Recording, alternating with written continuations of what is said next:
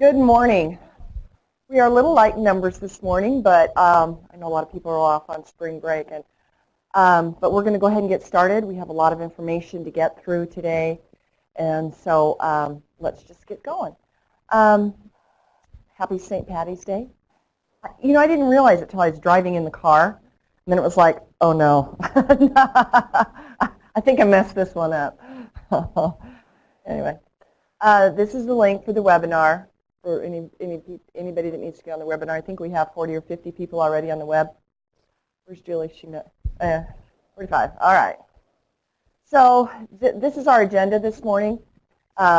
Future AD meetings we'll talk about the legislative inventory, SAGE item participation, SAGE summative testing time questions. We've had a lot of stuff information that you've asked us for that we're going to be trying to give to you and give back today. We hope it's pretty interesting. We have some findings from the teacher summary that we sent out in February. Apple information. I know a lot of you have been questioning about the Apple information. We've got data exchange updates, DLM updates, Access 2.0, peer review update, and updates to the Data Gateway UGG report. So all of that's going to be really good information for you as we get ready for spring testing this year.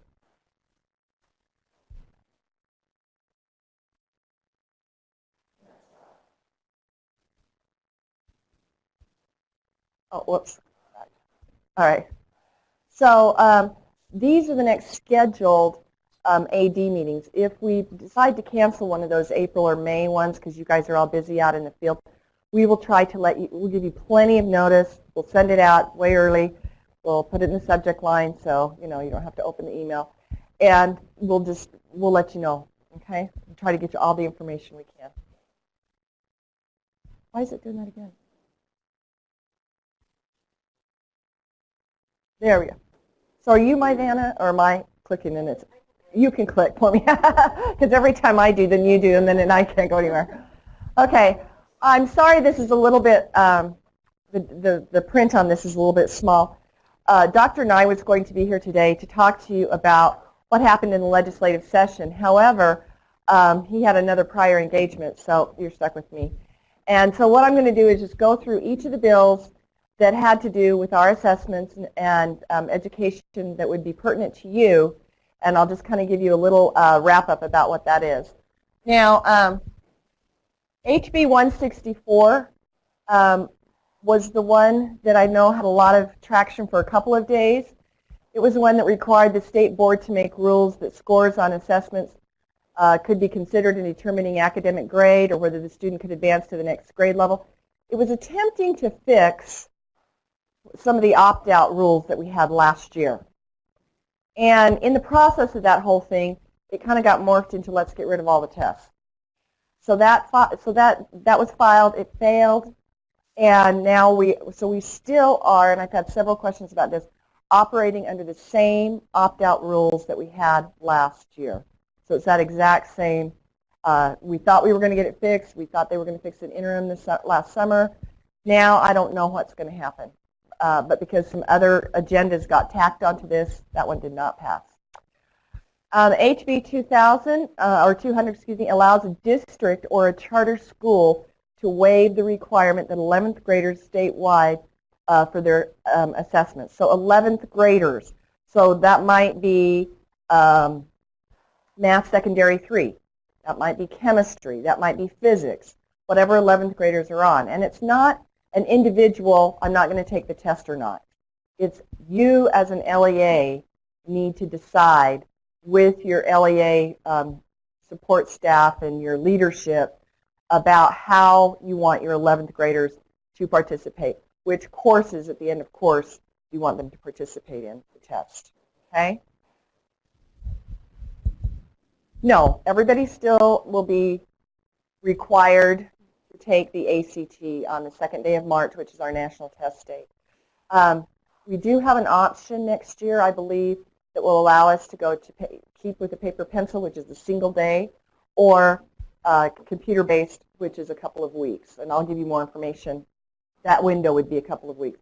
I'll give you some more information the closer I get to that and the more information I get from ACT. So, No. Very good question. Question was, is HB 200 applicable for this spring's test? No. This does not take effect until July. And actually, it's even after that because the board has up to 120 days to make the rules. So anything that passed in this last legislative session does not take effect until next school year, the earliest. HB 201 Substitute 2 places restriction on the use of end-of-level assessment scores for the evaluation and compensation of certain employees and makes technical and conforming changes. So that's the bill about using SAGE assessments in teacher evaluation. Now there is a little bit of a loophole here because if in your SLOs, so that this really just puts the burden on the SLO, if you're using SLOs and part of your SLO was the SAGE assessment, you can use that. So that's the way that they're interpreting it. So you can't just go out there and use SAGE on its own, but teachers have the choice if it's part of their SLO to be able to use that. HB 358 S3, this is more around data protection and defines terms for student data protection. It's going to, probably have the LEA shore up some things around their data protection and the USOE as well. So with third-party contractors especially, how we protect student data, student privacy. And as the rules are written for this, it'll get much more specific about what we're going to need for the student privacy.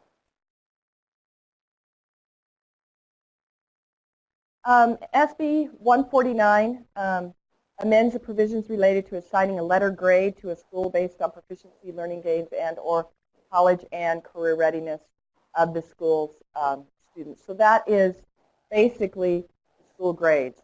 And what they did is if they had not gone in and worked on this bill, all of the percents that it takes to get an A, a B, a C, you know how we changed those for 1 year so the distributions were the same?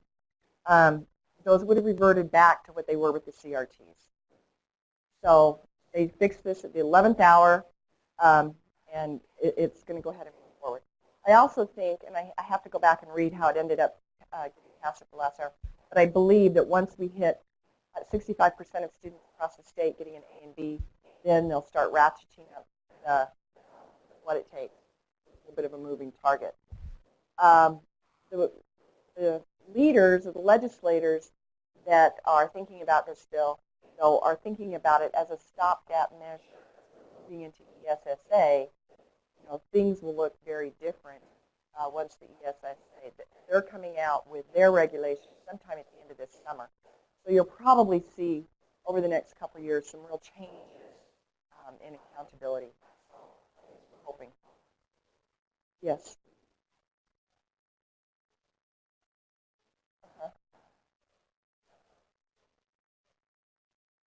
Oh, it's talking about the teachers and teacher evaluation.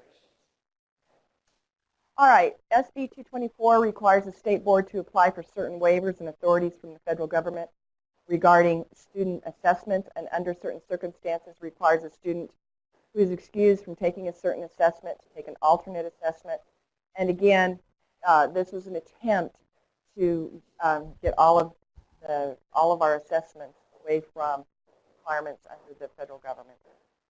The only problem with that is all the funding that goes with it, all the Title I, Title III, Title IX, all of the funding. So it's sort of this state and federal tug of war that continues to happen, and that did not pass. So that gives you a little bit. We had some winners, we had some losers. I know that the folks that were up on the Hill quite a bit this year really felt like they are having a really good relationship with some legislators. We think that, it's always sort of a guessing game about who's going to really listen to you and who's not. And oftentimes, staff here at the USOE, we really have to carry the banner for what our board wants us to do. So when I ask you to email or to text or to call your own legislator for certain kinds of things that you would like to see happen, that's really the way to do it, because they listen to you.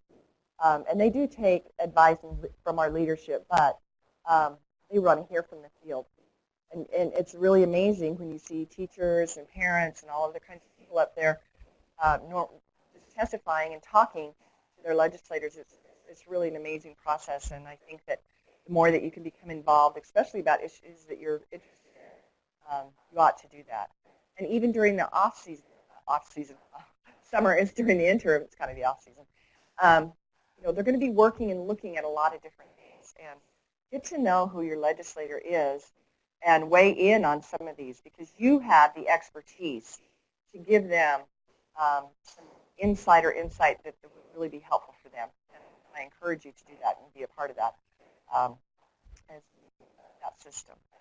Okay, I just wanted to hit on one thing. Last time that we met together, we attached, and I could have Tori reattach this and send it out again for those of you that don't have it, but we asked you to do an assessment inventory. And the assessment inventory was not anything that comes from the state, but the inventories of tests that you give only in your districts.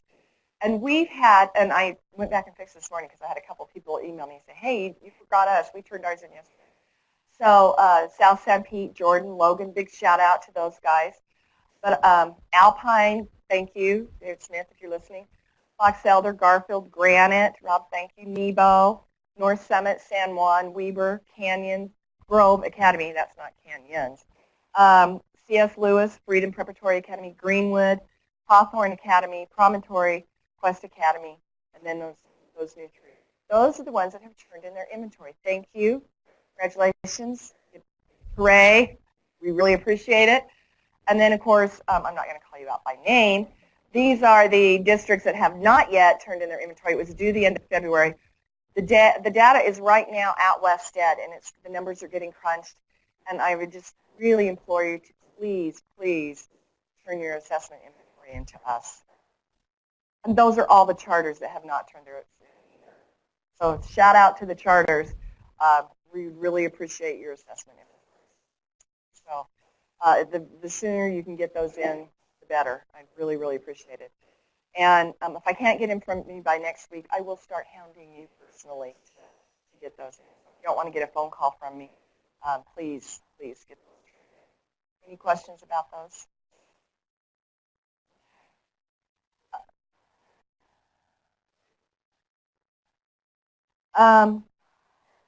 Yes, there is a template. We had it with the last month's assessment director meeting, but I will have Tori send out the template again today. Okay? I can see her over there scribbling it down, so I know she'll do it. Yes. We want to start a dialogue, and this is actually a request from the State Board of Education. We especially with what happened in the legislative session, people are really cognizant and aware of assessment and how much assessment we're doing and what is the benefit versus the burden of any assessment, and do we have redundant assessments. And we get phone calls quite a bit about too much testing, and when I ask, get in there and dig a little deeper, sometimes it's our test, but sometimes it's the test at the local level. So what we're trying to do is get a handle on what's really happening at the state compared to what's happening at the local level. And then kind of doing a study around that to see if there are places that we can, with some understanding and with some fidelity, lower our testing.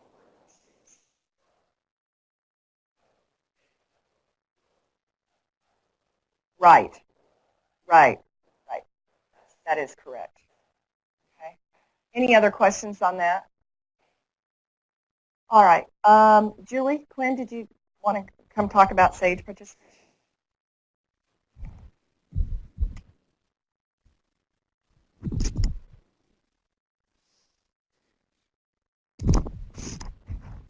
All right.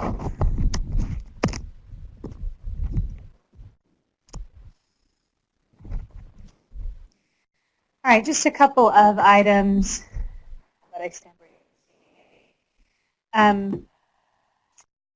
Are you driving these or am I? Here, I got it. Okay, just a quick summary on the interim, the SAGE interim, as we have wrapped up testing in March. And I think the audio, it's sounding kind of in and out to me, but we'll try and be patient with it. So these are the numbers that we've just pulled statewide. We can send you local numbers if you're interested, if you don't already know who's been participating in the SAGE interim. The idea was that you were kind of knowing that who was participating. But the interesting thing about this data is we're still seeing this trend where 40-ish thousand tests have been started and not finished. We saw that last year. It was about the same number. It was 40-ish thousand with the one interim assessment last school year where kids had logged in and not finished the test. And that's an interesting thing to me, that there would be that many kids in the state still, you know, beginning to take an interim assessment and then not finishing it to get a score. So in my mind, we're wasting somebody's time there doing something. So if the purpose is, I don't know what the purpose is. I don't know what's going on with that. Yes. Technical issues, and technical issues could be explainable, so that makes sense.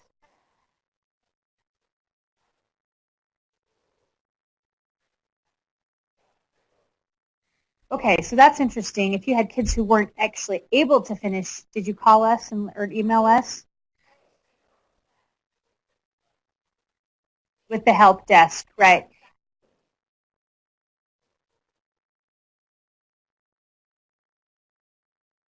Okay, so the comment was that they had technical issues that prevented the kids from getting in. If you ever have a response from the SAGE help desk that does not resolve in a timely manner to get us to get kids to test, please, please, please, please, please email us. We will hound AIR. We will fix it. So I don't want those kids to have that experience ever again where there was something unresolved at the local level. We will fix it. Yeah. And so I really need to know about those kind of things directly, other than we watch the noise from the help desk. But if you have big kind of scale issues where kids can't test, that's a serious concern for us at the state level. So good call and good reminder to us all as we head into the spring testing.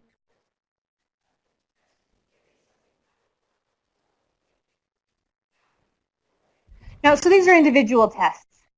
So we had, you know, somewhere around, you know, 232,000 total individual tests given in the winter interim that were the class period, and then another 165,000 that were full reporting total. So it's interesting. Those are just some numbers. They're hot off the presses since we're just coming out of this, you know, the interim. I almost said winterim again. The interim assessment window's closing. Yes.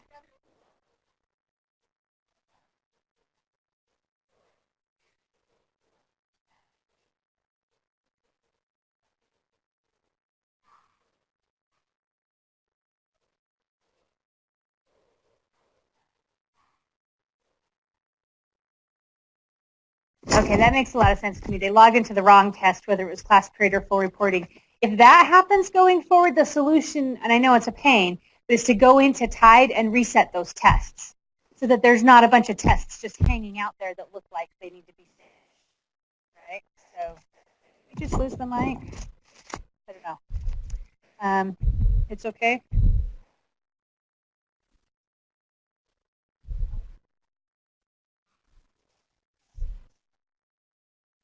So not finished would not include just doing the writing versus the other ELA. The writing actually, even though it's part of the ELA test, structurally in the system, it's its own little testlet kind of thing.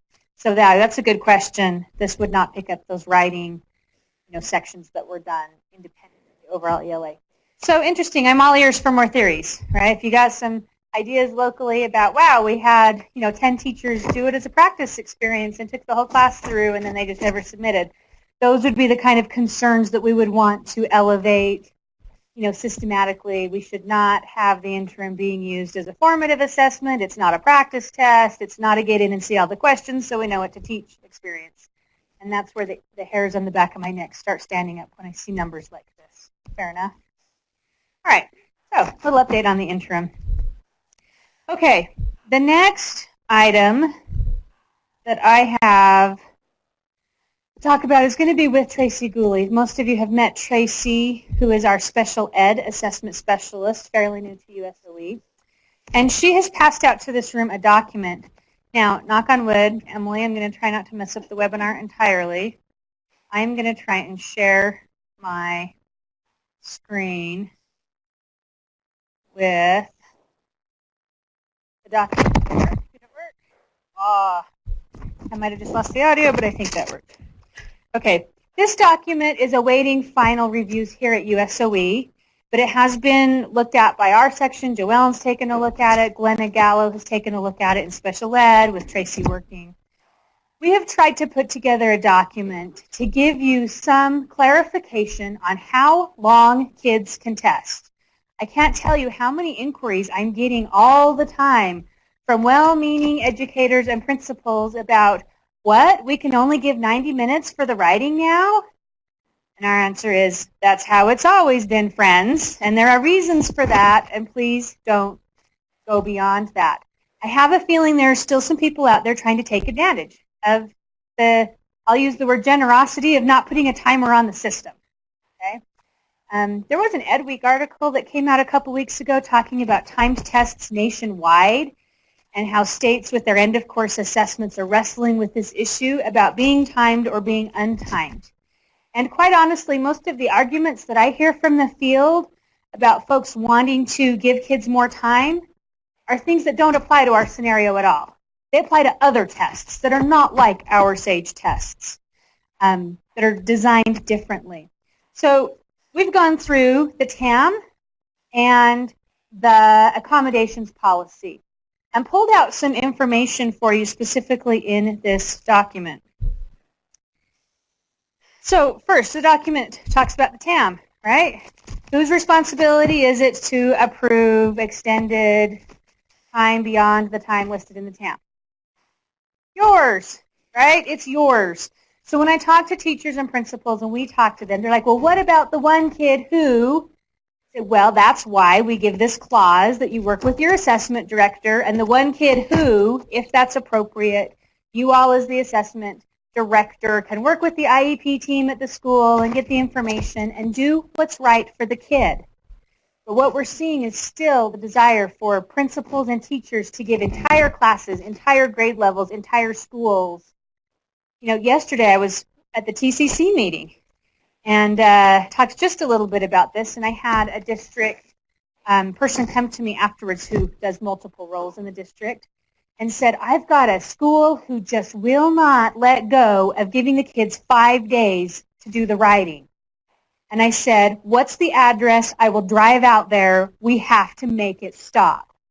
He says, well, their scores are really good. And I said, I don't care. Done with it, off with the head. You know, it has to stop. Provo, I'll call out Provo, Ron's new to the assessment community in Provo, and his principals were having some of these questions. So we fired up a webinar on Monday, and I took them through this document and tried to just very directly say it's not appropriate. You have to stop giving kids long times to do each of these writing prompts, and then the other tests, the same caveats apply. So there's the first paragraph there. Okay, the green writing on this document is some editorial that we've added beyond the printed policy that's already in the italics that exists somewhere else. So it says, the table of expected testing times, also on page 4 of the TAM, states that most students should be finished and all students should be finished by the outlined times. SAGE assessments are designed to ensure that each student has the opportunity to demonstrate their skills in the outlined times. Okay, we're not setting the kids up to do something they can't accomplish within these time limits. It's designed to have this task be completed reasonably within those time limits. So the word should is giving us a lot of grief in the field still.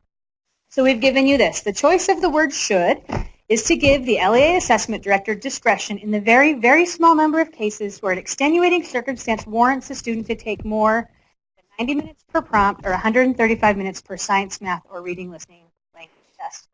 Rather than focusing on the word should in the chart, schools should follow the paragraphs in the TAM that surround the chart. Giving students more than the times listed in the chart may be considered inappropriate depending on the direction provided by each AD for specific students and scenarios. Then we've cited that policy again, right? And then we've gone back to the TAM. So when you look at this, it always comes up, well, what about kids on an IEP or a 504 or an EL plan? Okay, and this is where Tracy and I have worked together to go back to the accommodations policy and pull out this issue of extended testing time, right? So back in the day when we may have had a timed assessment or any other timed assessment, and nationally speaking in the special ed community, extended time is time and a half. It's not test for 5 days. It's time and a half of whatever the regular assessment is. So most kids will be done in an hour. Time and a half is 90 minutes, friends, right? So kids with an extended testing time would be 90 minutes. And Tracy, depending on, right, that's why the very, very small number of cases may need an exception to that. So we're trying to not come down on this as a black and white issue, but the over-testing needs to stop, right? Common sense, friends. Tracy, here. So your IEP kiddos, it comes down to a team decision, right? In your IEP, you need to kind of set those parameters for your testing in your meeting. You don't decide how long you're going to give a kid to test 5 minutes before the kiddo takes the test. So it's individual basis. You set those parameters in a meeting, and the amount of extended time you give them to test on stage should reflect what they're doing throughout their instruction through the year. So if an in-class writing assignment, the class takes an hour to do, and your special ed kiddo takes an hour and a half, okay, there's your time and a half. Maybe your special ed kiddo takes 2 hours. Okay, so make sure it just reflects with what's going on during your instruction. Thank you, Tracy. Let's see if the mic's back online. Okay, so yes, we haven't emailed out this document yet. Okay, we will shortly, so that you can have it in your hands as we are beginning the testing season. How the clarification, yes, it needs to be published in the TAM. Actually, it is in the TAM. The language is in the TAM.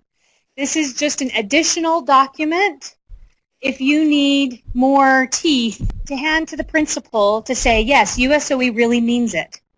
And, you know, we need to be following what is in the TAM. So if we were to actually, like, just do what's in the TAM, this document wouldn't be needed, really, right? It's available online. We will post it. Okay, so here's the question that comes up. If we're telling teachers it's an untimed test, they will take that at face value. Okay, here's the issue, Jennifer.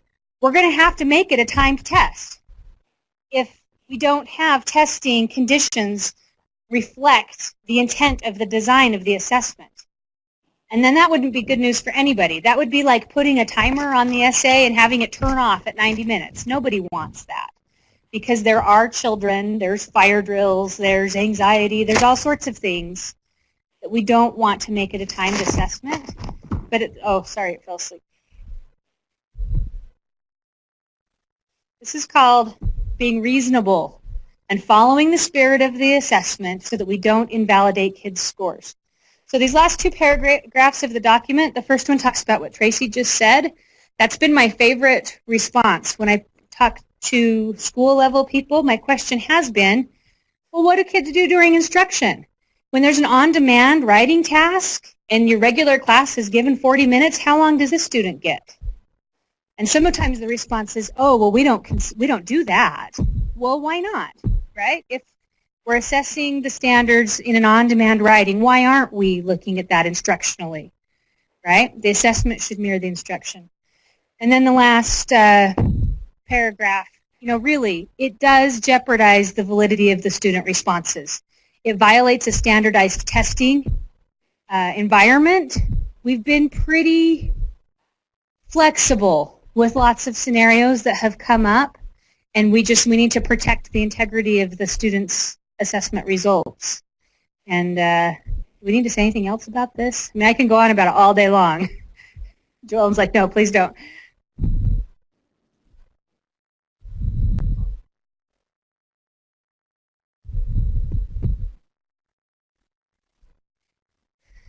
So the question about EL students is similar to this question about special ed students, right? So it's inappropriate in a blanket statement to say EL kids get 3 hours to test. That's what's absolutely inappropriate. If you have specific students with specific situations, disabilities, circumstances, whatever, then that's an individual decision, but we'll come back to the assessment director, you know, if we see those times lingering on. So just use common sense.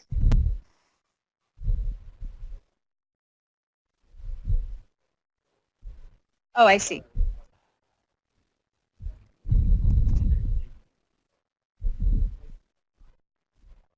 Right.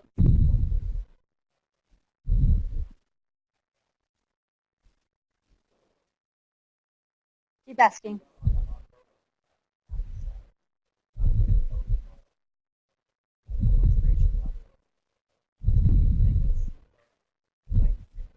You don't ever make students sit there beyond when they're done testing, right? So if they've answered 6 questions, they've participated and you don't need a special code, right? So most of those kids probably will get past 6 questions. And if not, send us an email. We can help you work through how to resolve this. Okay, I'm going to stop sharing. Turn this back to Emily.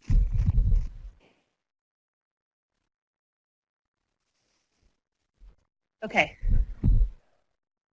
Email us if you have any questions related to this. We'll get this document in your hands shortly. It's hot off the presses clearly as well, so if something else would be helpful for you or you think different wording would be more supportive of this issue locally, let us know. We're happy to help you however we can. And I think that's it. These PowerPoint slides in here just go through the questions. I just went straight to the document. Right, so there's the question about, is it a timed test? No, right? We don't put the timer in the system, and I think we've covered those things. Okay, Joelle. And thank you, Julie and Tracy and everybody else that's worked on this document. Each year we try to give you more and more clarity, and this document we hope will help you help your communities, your schools, and your principals who have these questions. That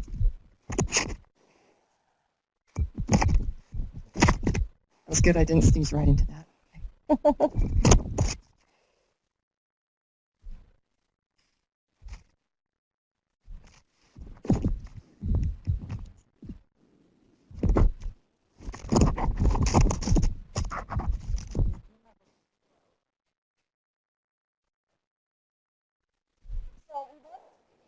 Can you hear me?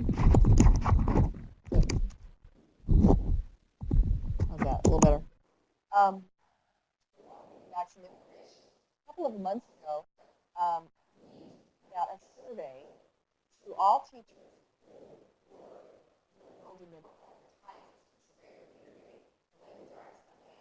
or we did. Is that better?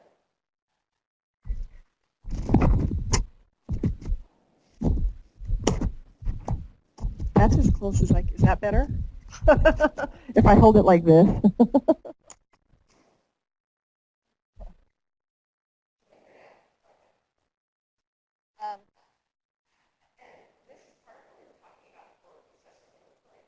So the first step of the assessment inventory was to do this survey.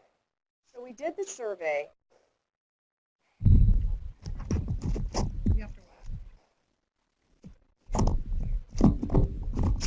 Okay, is that better? Oh, I hate that.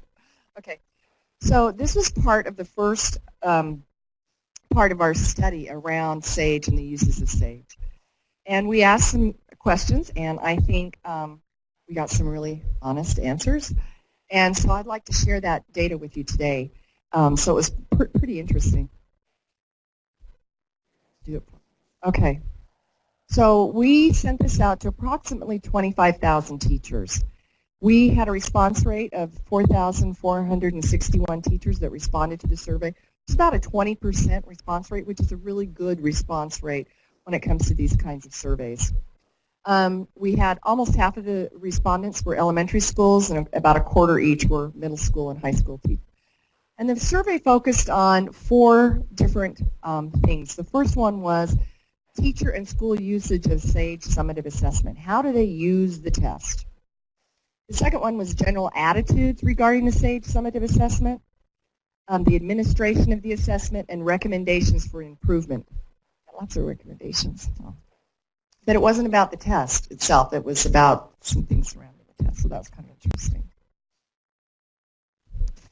Okay, so the first question was just a whole laundry list of things about how does your school use SAGE summative results. That looks a little different on the other one. Sometimes they pop up funny. So the most frequent ways schools use SAGE results is determining if kids are proficient in a content area, determining if students made growth from one year to the next in a content area, making comparisons to other schools. These were the 3 most frequent ways that schools use the SAGE results. The least frequent ways that they used it is determining which educational programs are working, informing the selection of professional development, and informing the student placement in classes or programs. So we want schools to be able to use the data that they receive from SAGE to help them make and informed decisions, right? We're about data-driven decision making. So schools and districts really are not fully utilizing the SAGE summative results to evaluate and inform programs and professional learning opportunities. So we have a little bit of a disconnect here. So we want to put that out there so that teachers are aware of it. And if on anything that I'm stating up here, if you have any questions or if you have any comments, please feel free to jump in. This is a little bit hard to read. Teachers who were also asked to describe their collaborative work with their colleagues to utilize SAGE summative. So they were asked to agree, strongly disagree, to strongly agree with the following statements. My colleagues work in groups, like grade levels, departments, PLCs, to review SAGE summative results. So you have mostly, almost 75 to 80% saying agree or strongly agree. So they agree they did that. How they used it, though, there seems to still be a little bit of a disconnect. Teachers in our school work collaboratively to progress monitor student achievement. Again, most teachers say that they do this. They strongly agree or strongly agree. Our school staff uses SAGE summative assessment results to identify learning gaps that need to be addressed. Again, about 70% of teachers say that they do this. And teachers in our schools use SAGE summative assessments to implement evidence-based instruction. And again, not quite as strong, but a little bit stronger on agree and strongly agree. So teachers are really saying that yes, we're working together around SAGE results. So that we felt like that was a real positive. Now, this one was a little bit tricky to really think about. And the question was, overall, has SAGE summative results helped my school to improve? 60% of teachers disagreed with that statement. However, 40% that did agree also said that their staff uses the results to identify learning gaps and implement evidence-based instruction.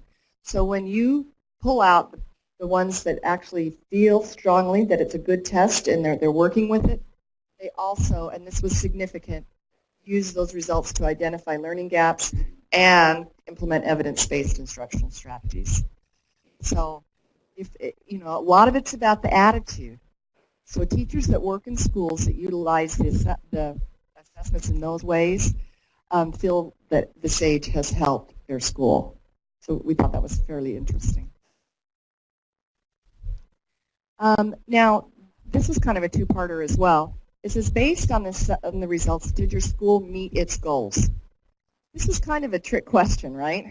Because what we wanted to know is, do they even know what their goals are? And then, did they meet their goals? So we had 53% of teachers that were unsure. 17 said no, and 30% said yes.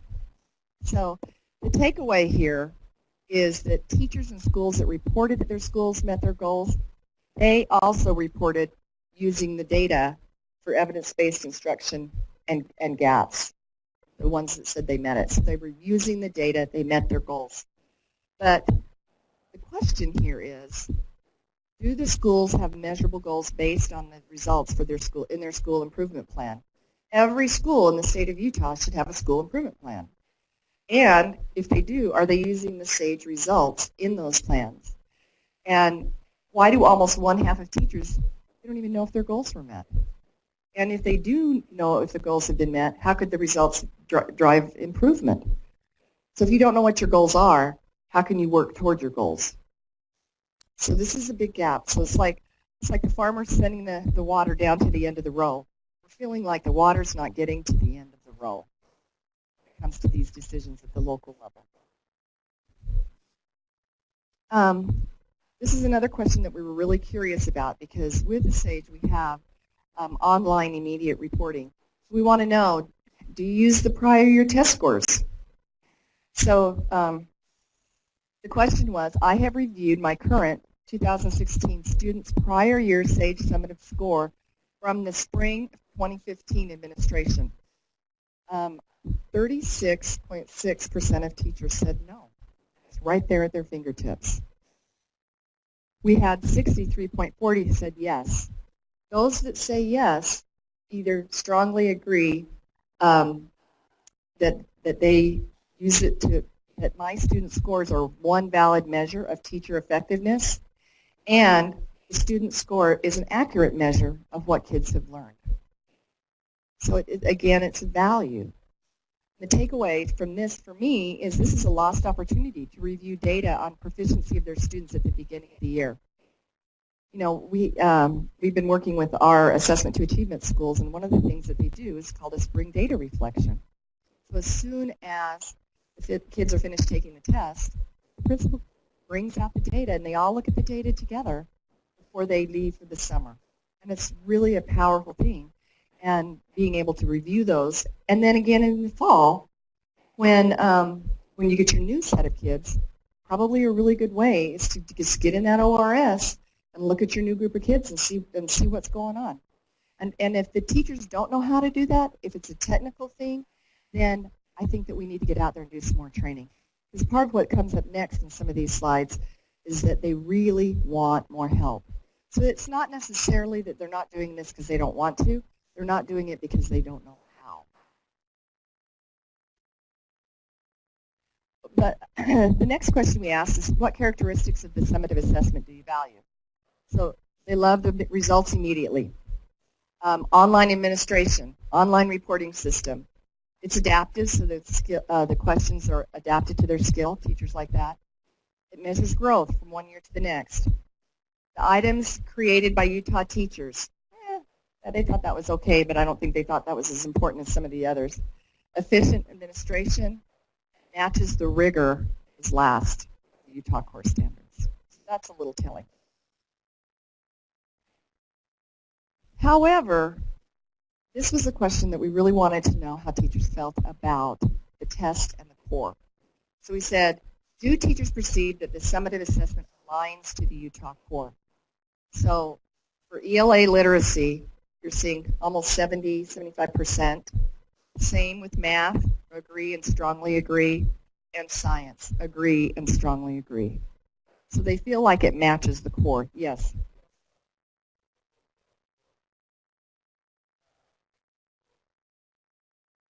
Yeah.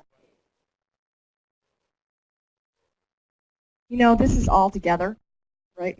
So the question was, do we see these same results at a middle and a high school? So I would have to rerun the middle and high school all out separately, but that is a really good question, Dave. This is all together. So, but you've got twice as many elementary teachers in the data set, so it's probably being driven by that a little bit more.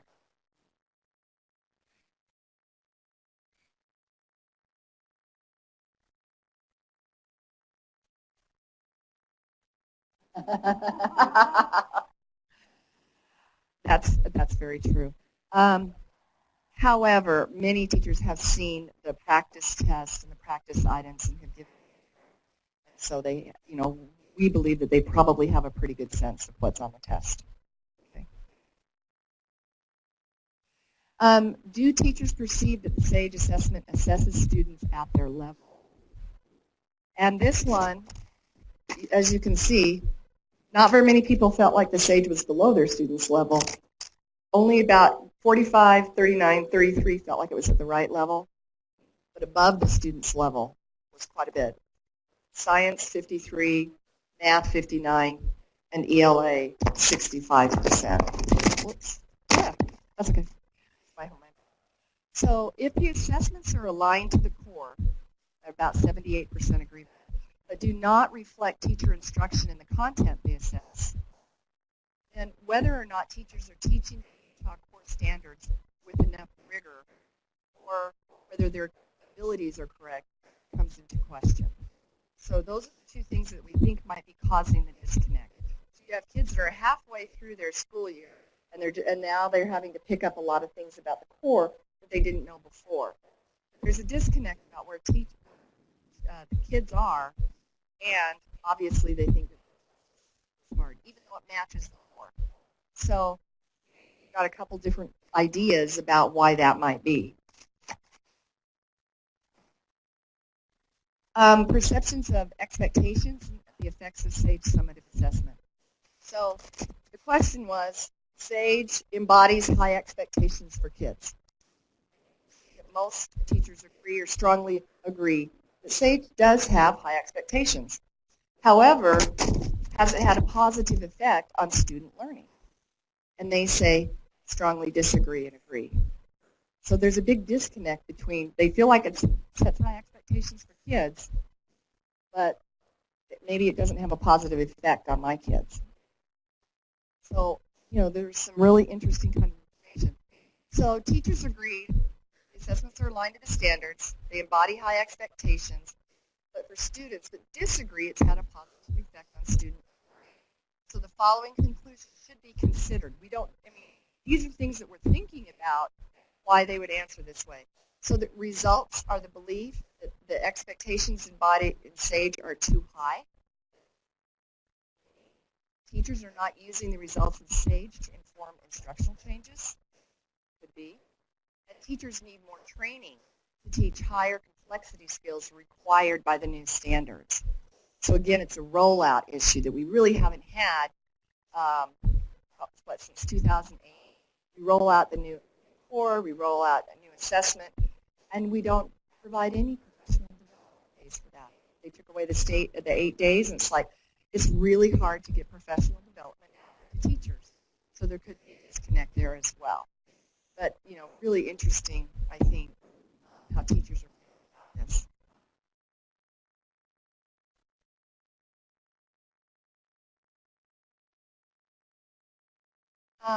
However, how do teachers view the quality of the SAGE compared to the previous CRTs? So almost twice as many teachers, 32%, thought it was a higher quality than lower. We've got some that thought it was about the same, and probably some new teachers who were unsure because they weren't around for the CRT days. I thought that was pretty interesting. Okay. So what improvements, if you were to let all the teachers make improvements they want, what improvements? And the improvement was they want to be provided access to learn from teachers. Growth percentiles are extremely high. So they want to learn from their peers. Yes. No, this was multiple choice. So improvements, and there were 25 or 30 that they could choose from, and we asked them to choose the highest 10. Provide more training on how to use the SAGE summative results productively. Provide more general information about the SAGE summative itself. Provide more training on how to interpret the results. Improve the reporting tools, and improve the administration software. For the top 10 out of about. So the takeaway here is that there's a critical need for teachers to understand what SAGE summative means for their students and for their instruction. So there's a gap. When we don't understand it, then we're not going to use it. And while we know we give lots of professional development to you. You give professional development to your principals. We still need to work at what those results mean and how we can get that information to the teachers in the hands. So we've provided a couple of new things this year from our level. Our assessment to achievement has 45 schools. We're adding another 45 schools. We also, Dr. Whitney Phillips came out and did, for administrators, school principals, data and accountability trainings around the SAGE, those results and accountability. We'll be doing those again next year, but we had 279 principals that participated in that this year. So when we send out those flyers, those dates again, we would encourage you to encourage your building administrators to be a part of that. Because they're the instructional leaders, and they're the ones that can really help their teachers understand the SAGE and what it means. This question was about how much time do teachers spend giving the SAGE summative assessment? So this is kind of an interesting question because it says amount of time that teachers reported devoted to administering SAGE. So I think it's pretty, we maybe could have asked this question a little bit differently because what we meant was each individual test. And I think at the junior highs and high schools, sometimes they added up all, like if they were giving 3 classes of this and 2 classes of that, you know, they probably added a lot of that up because there were outliers in the teachers reporting. They went from 1 hour to 90 hours.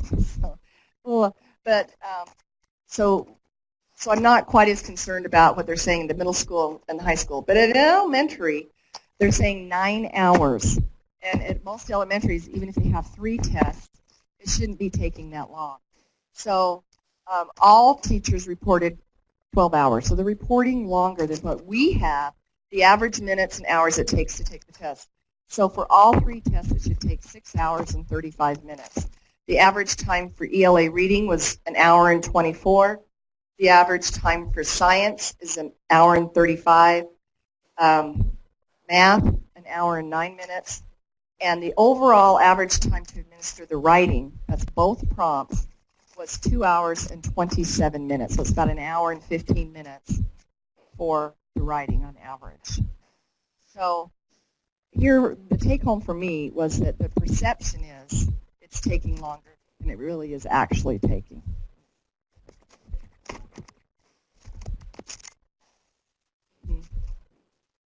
Yeah. Yeah. Mm-hmm.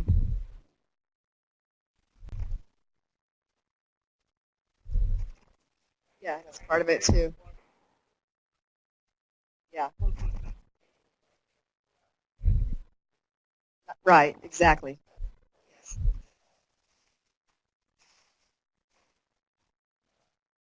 Mm-hmm. I think all of those factors are part of that. But I think the thing that concerns me is it's 3 hours beyond. Even with that, it's 9. They're reporting 9 hours at the elementary school, and you know if it were 1 hour even or 1 hour and a half, then you know there's quite a bit of difference.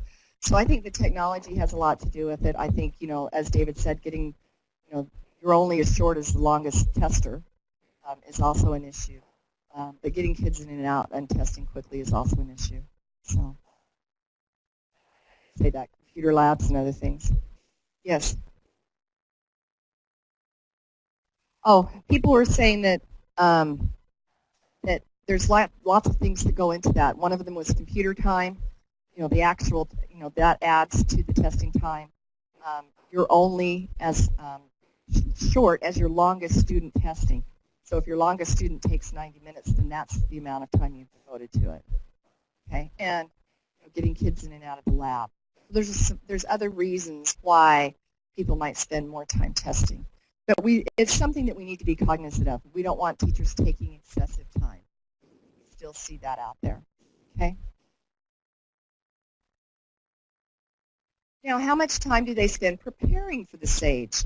So this was teacher preparation time. 19% said far too little. 39% said just right. 22% said too much and far too much. But test preparation activities lead to higher scores on the SAGE, and 56% agreed. So I thought that was kind of interesting. The low levels of concern regarding the amount of time spent on test prep could be due to teachers who strongly agreed that test prep leads to higher test scores, which appears to justify the time they spent on preparation. So do teachers who use the data feel like longer prep time is warranted compared to teachers that don't use the data? So that was a question.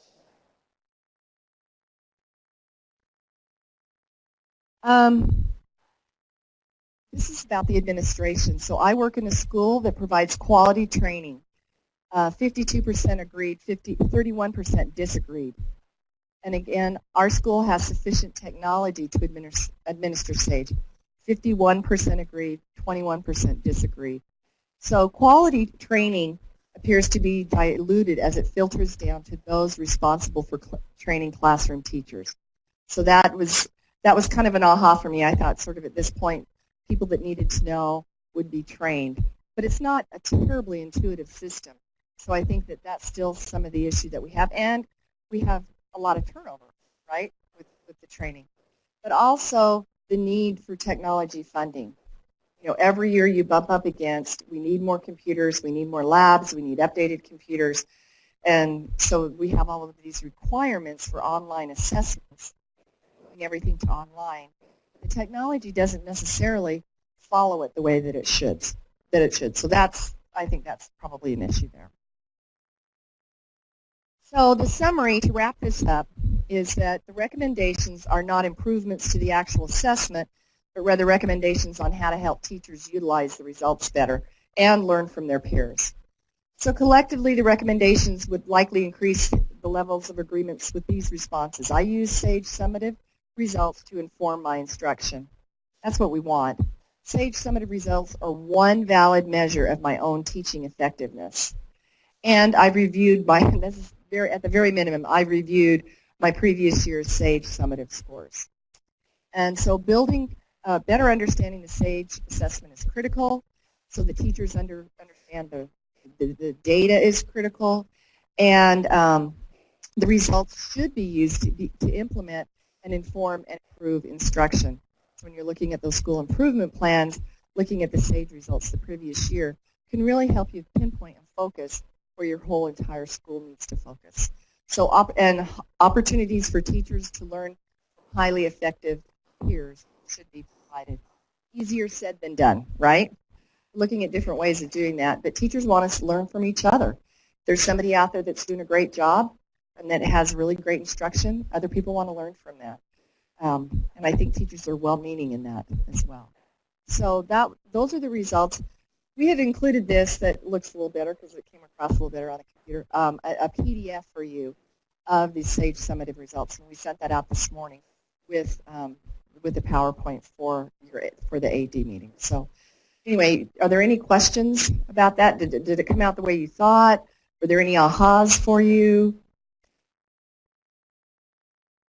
Is that what you're thinking? Yes. Mm-hmm. Yeah. Mm-hmm. Right. Yeah, so David said that, it's an example of getting that water to the end of the row. We need to keep working. And I think getting our communities on board, too, and helping, because as you saw in the last legislative session, there's a lot of stuff against, a lot of angst, I think, around the SAGE assessment that I think people, once they understand it, because they don't like what they don't understand. I think that's part of it. But once they understand it and they see the utility of it, then usually that angst goes away. Yes. My plug to Assessment to Achievement is that we have really this year learned how to use the SAGE information to pick an instruction strategy to help us improve our teaching. And we picked areas in language arts and math so that we had a focus. We didn't just say, wow, your tests were terrible, so fix that. We picked areas and said, okay, we're going to spend some time this year focusing, and now we're prepping for next year to say, we're ready now to look at next year and see what else can we do. And so that instruction, that the professional development has been greatly appreciated. Yeah, thank you very much. And you know, I think that professional development is really the key here to making this worthwhile. Anybody else? Okay.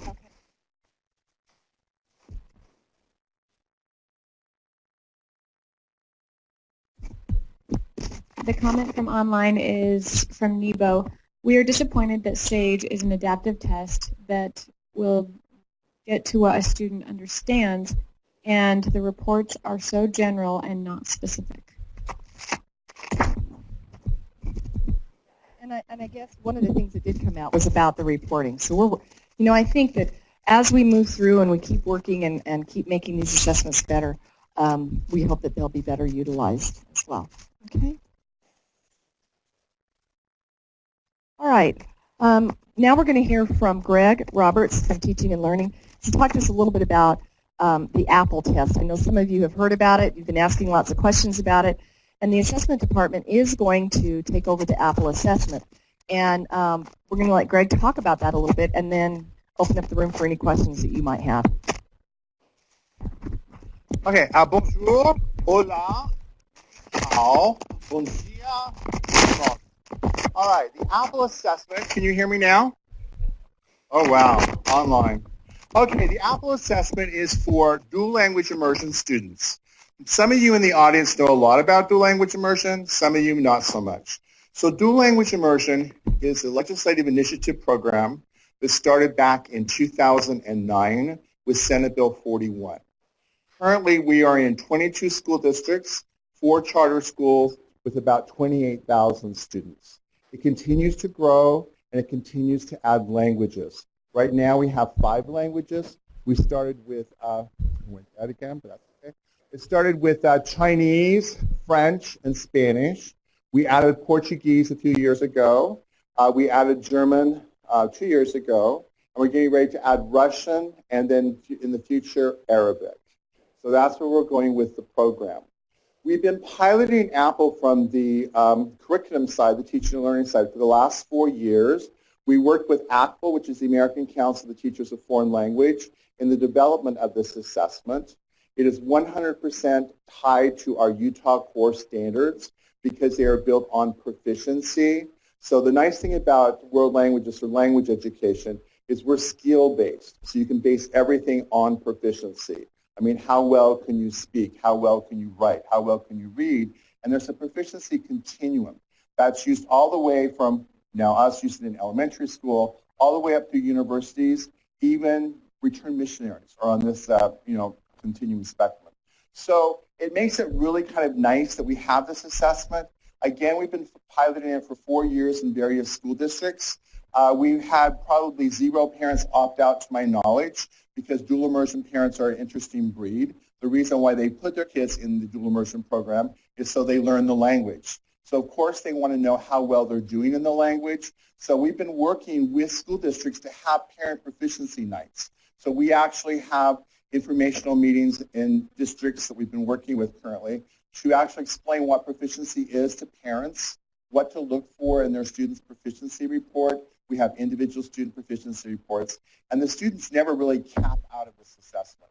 It's almost, I want to write it again, but that's okay. It's almost impossible to cap out of this assessment, so there's always room for growth.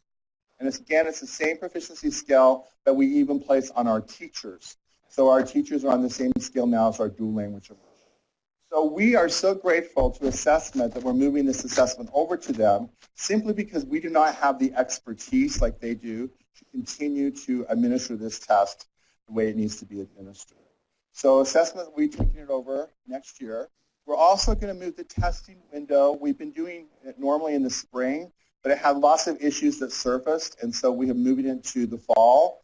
We've had a team working on this the last month about when would be the best time for a testing window. So you see all the reasons there, the rationale for us moving it to fall over doing it in the spring when we've basically had it in the past.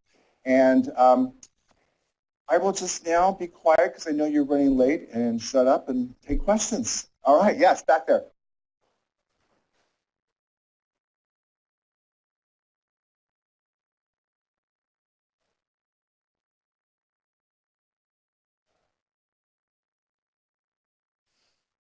The purpose is to know how well students are actually performing. So we want to be able to know where those students are performing so we can report that back to parents so that if we administered in October, we could get that information back to parents in November. The teachers then know right in November where that student is, and we've set benchmarks for every single grade level where that student should be. So the parents would know if their student is on benchmark, below benchmark, or above benchmark. So if the students are below benchmark, then we have 5 months to get that kid caught up to where they need to be on benchmark. So that's the advantage of having that live data in the fall, so we know where those students are currently so that we're better able to help them to keep them on benchmark. We're also going to run it as a programmatic how well the whole school is doing it. We don't want to turn it into an individual teacher test, so we will do like average by schools of how proficient the students are in that dual immersion school. Because what's happening right now in the fall is turning into a teacher competition where teachers are trying to see how well their kids do on Apple, and we do not want it to be a competitive test.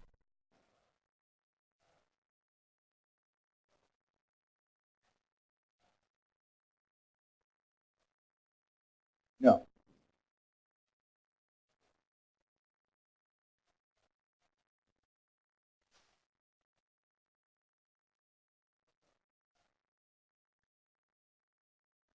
The following October, so it goes every single year, so it's a yearly test. Remember, dual immersion kids start in this program in first grade, and it's a K-12 program. We just had a Senate bill passed, Senate Bill 152, that now makes this a K-16 program. So kids, after they pass the AP exam in 9th grade now, will be taking 3,000 level university courses through the University of Utah and the other 7 institutions across the state. So these kids are getting 3,000 level college credit in 10th, 11th, and 12th grade. So when they hit any university in Utah, they're only 2 classes short of having a minor in that target language, which means they can go on a major. So we're going to trace that student over the whole course of their progression. So every October, they have an assessment of where they are in the proficiency continuum, which parents can know how well their students are doing. So we look, it's a long-term type of assessment. Yes? Excuse me? I couldn't hear that very well.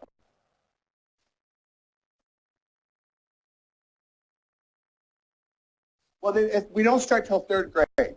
So the test, the Apple test, I should have been more clear. We actually have a chart we'll send out to you of which tests are start with. We actually start with the spoken test in grades 3, 4, and 5, and then we add reading and writing in the upper grades. And so we do not start till 3rd grade. So the kids have actually had 2.5 years of instruction before we would ever come in with this assessment. Yes, kindergarten's optional, like everything in Utah, and so there's a few districts that have started in kinder, and there's a few, most of the districts start in 1st grade. Okay, we don't need to get to that discussion, but anyway. Yeah, so that's where we are. But I'll tell you, the teachers and the districts that have been using Apple, we've had no complaints about it. The spoken part's an interactive avatar that's actually graded by a live person, so the kids have really enjoyed taking the spoken part of it. They say, oh, that was fun, can I do it again? And we've actually had some Utah kids actually filmed for that avatar, so there's an interaction, going on between the student and the computer. Again, it's impossible to cap out, basically. All right, any other questions? Yeah. All right. I thought I was done. I was going to get you back on time schedule.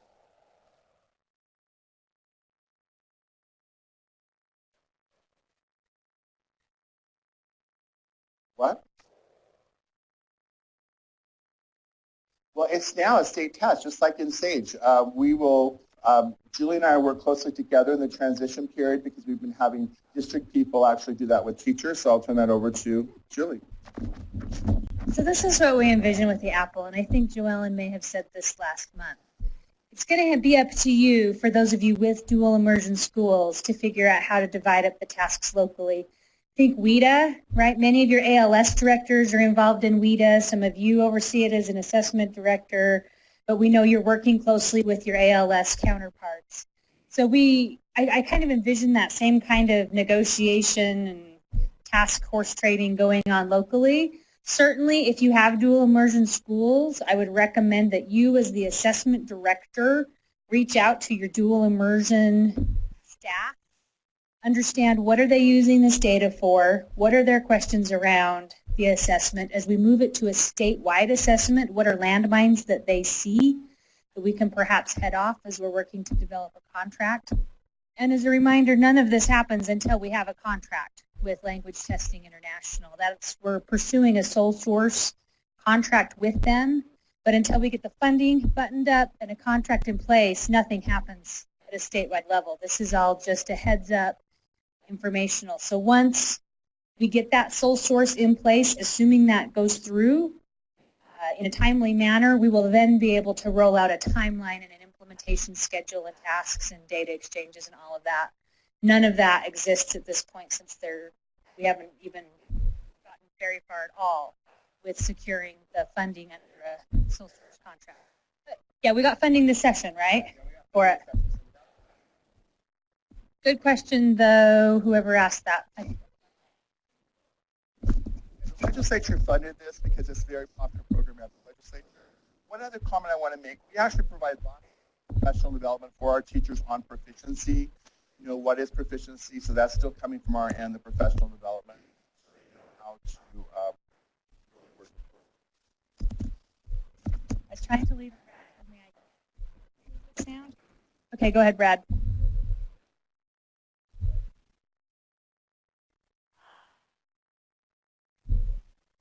Is there a flag in Utrecht that identifies these students at a student level so we can pull them? That was one of my very first questions. The answer is currently no, and we're working on the Utrecht side. David's shaking his head yes. So we've recognized that as a need, and as longitudinal tracking through the program, Greg and I have talked about that need. So yes, we need some sort of a flag at a student level. We've got the course level, right? So right now we can pull the course level data, but going forward for those research purposes, we're going to need the student level data.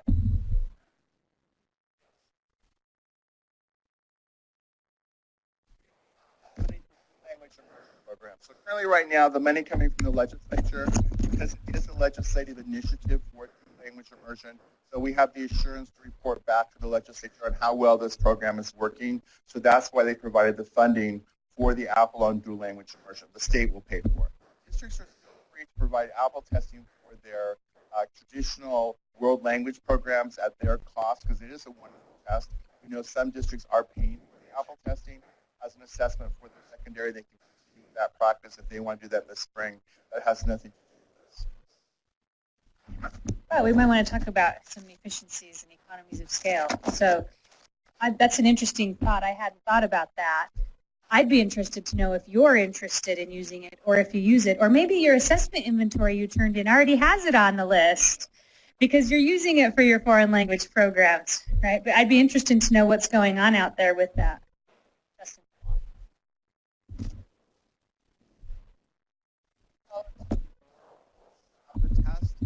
There's a writing portion and a written portion that are $5 each, on how you want to bundle those three tests.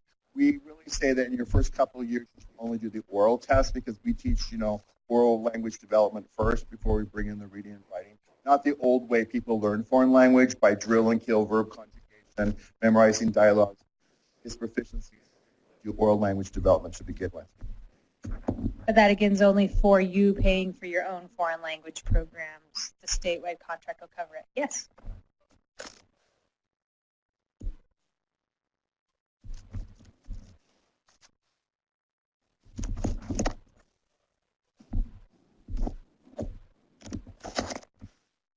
Third grade. So we'd start with third grade. So usually most dual language immersion programs start in first grade. So then you would do first grade, second grade, and then third grade is when the assessment starts. And if you want to be a dual language immersion, we will take more schools. The legislature also funded growth. So if anybody is interested in adding additional dual language immersion schools, contact me and we will say yes. Because we have wait lists all over the state of parents trying to get in. And it's getting kind of ugly with parents that don't get in because they get upset. So we really need to expand dual language immersion.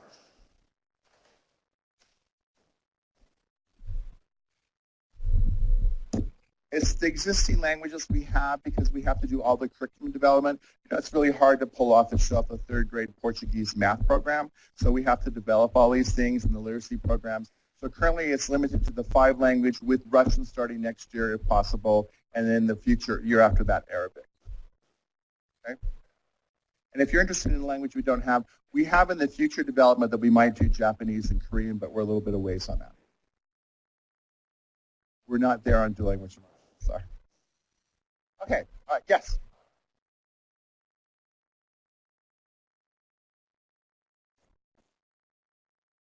Just 3rd through 5th is the oral, and we actually have a chart we've given out to all your people. I will work with Julie, and we'll get that out to the assessment director, so you would actually see which test you do by grade level, and we have proficiency targets. So we've given that information out for several years to the language people, who do language immersion people, so you might see it floating around in your district. Okay. All right, well, thank you so much.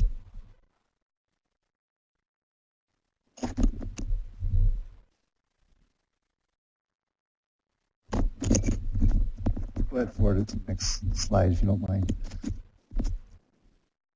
Most of you are familiar with the school comparison.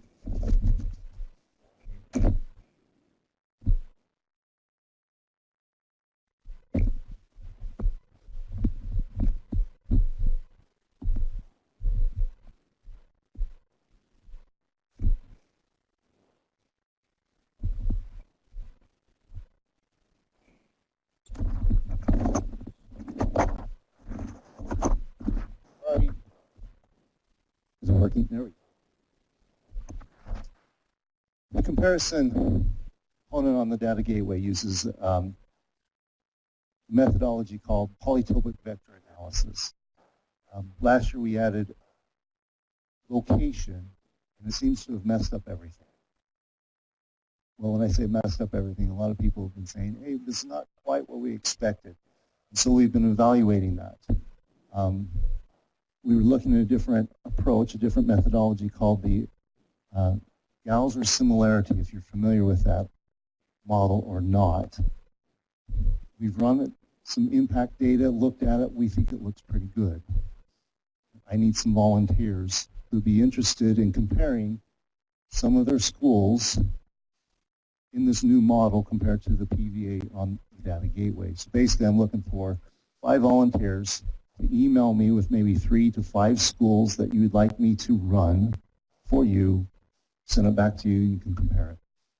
If you're interested in this, there's my email. Send it, send me the schools.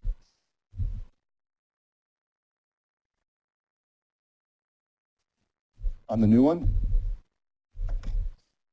So on the new one, we've got basically what it does is it's a weighted comparison, and so we do have multiple ways to look at this and adjust the weights. We do look at similar schools, as in location, which is a part of it. We can totally drop that or not.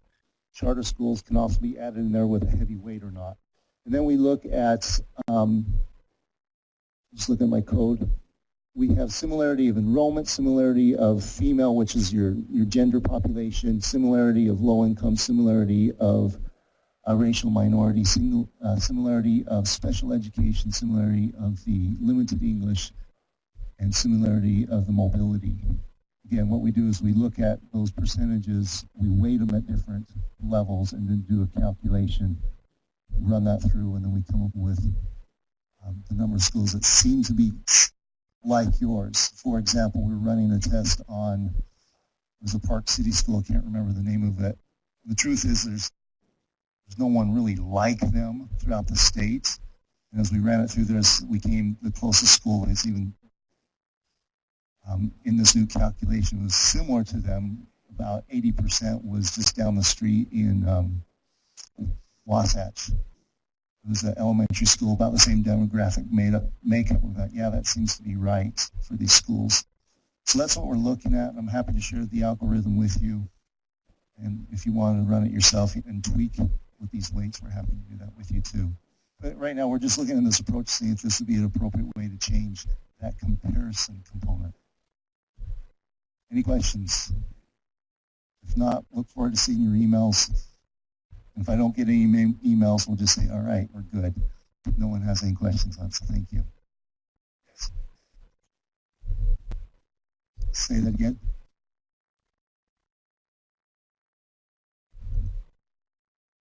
I haven't looked at that model. Do they know what it is?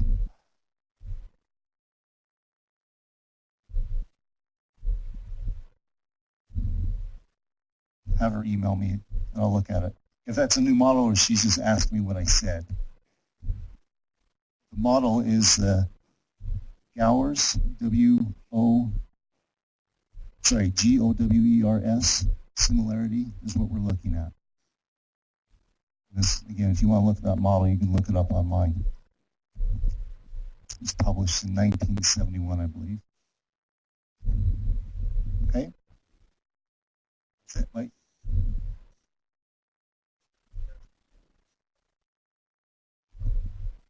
Yeah, it would basically replace the PVA. You would still have a distance comparison that you could do.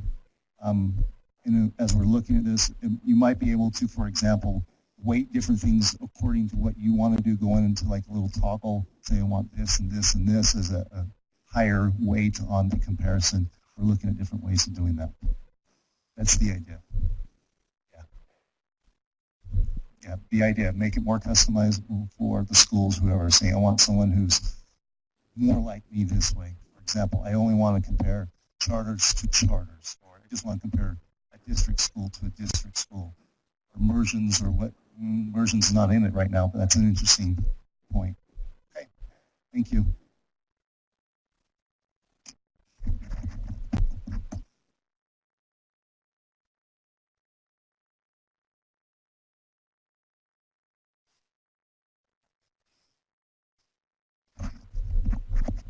Okay, good morning, everyone. For those of you who don't know me, my name is David Soleil, and this is what I look like with less hair.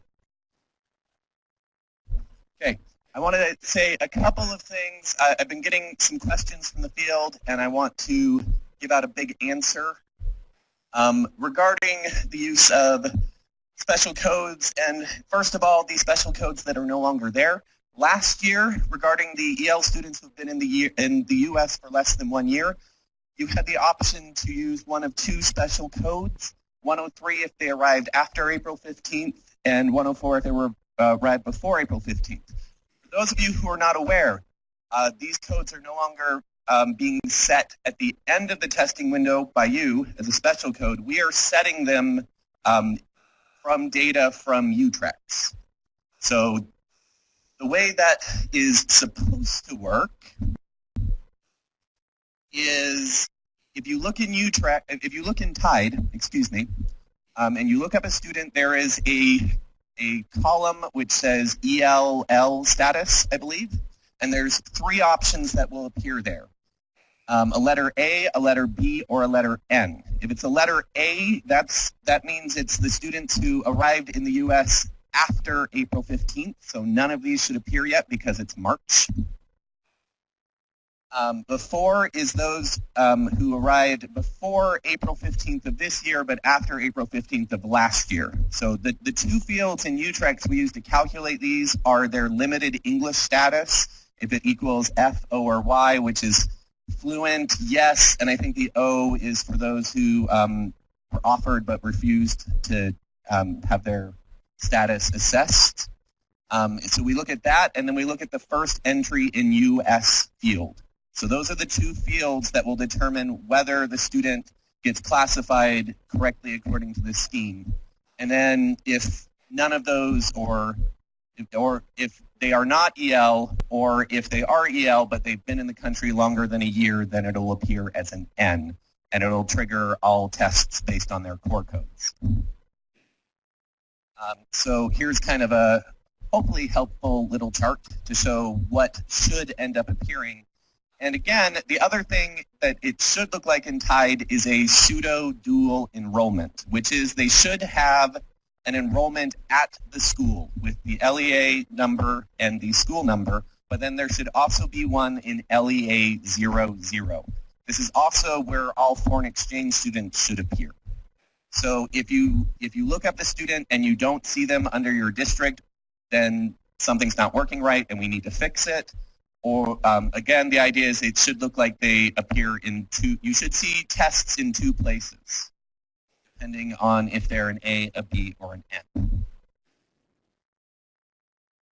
Okay, Last year also, you could set the code 105, which was for the 1% students. We are also now pulling this out of UTREX. If you flag them as 1%, up until about February, we were not sending them to TIDE at all. And we received some complaints from the field, mostly related to SAGE Formative, where we had teachers who wanted to give SAGE Formative to their 1% students.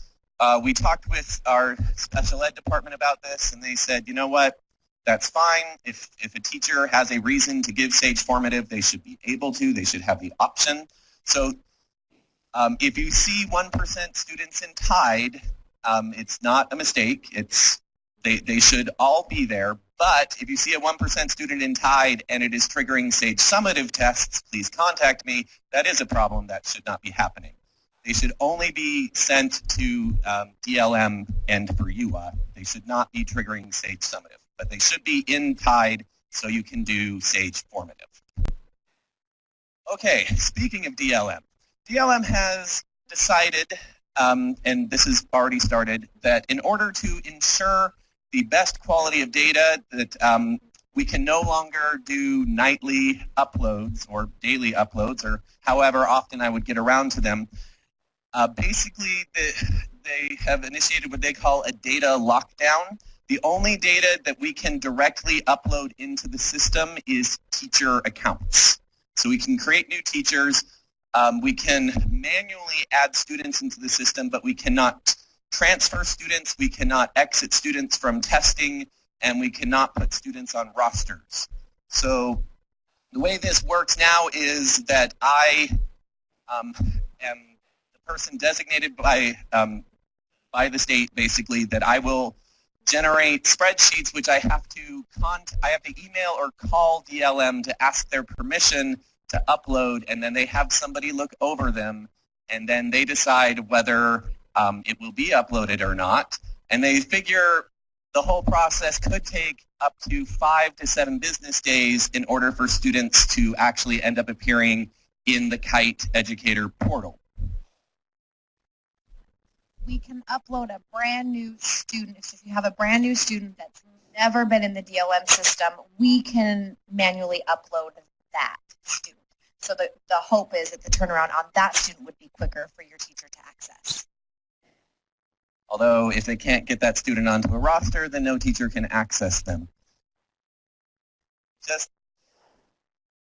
They said that we should be able, a brand new student that's never been in the system, we should be able to manually upload without going through that. But so just make sure we contact David with that too, though, still. The students are still selected solely based on their 1% status in UTREX. So set the flag in your SIS, and basically the process I'm doing now, before was I would pull from UTREX generally on every 1 to 2 days, and I would be able to see what was new and upload into Kite. Now the process is I see what is new and I contact them and I send it. I did this recently on Tuesday, and it looks like maybe today or tomorrow it should actually appear in Kite. Yes. Right. The only issue is still that we are not able to consistently figure out who the teacher should be based on UTREX enrollments. Because very often the teacher who is going to give that test is not a teacher assigned to them. Okay, the question was, what do you need to do? Okay, so you do not need to send me an email saying we need to get this student in. Please just set that in your SIS. We will get it through UTREX. My third bullet here is basically regarding the overrides, which is please still go and see if there are teachers who should be assigned in Educator Portal but who are not the teacher in UTREX. You will need to contact me so I can override what we send through UTREX. And I feel like this is even more crucial to get done since really if you contact me on Wednesday, I might not have an opportunity to upload it again to the system until the following week. So in order to get the teachers in correctly, I need to know exactly who the teacher should be from you. So contact me if you have any questions. I know quite a few of you have been handling the override process without too many problems this year. And then the last thing I briefly want to mention is related to UA, which is our science assessment for the 1%ers. This year, like last year, we will again be using a spreadsheet. Basically, my plan is the next AD meeting we will have is April 21st. On that day, I'll also talk in a little bit more detail about this, but we will send over MoveIt, a spreadsheet with all these students who are flagged as 1% as of that day in your system. And we will need the scores filled out and returned over MoveIt. This will cause a little bit of a problem because your spreadsheet will not be connected nightly to Utrecht. So if there are any changes, you will need to make them to your spreadsheet.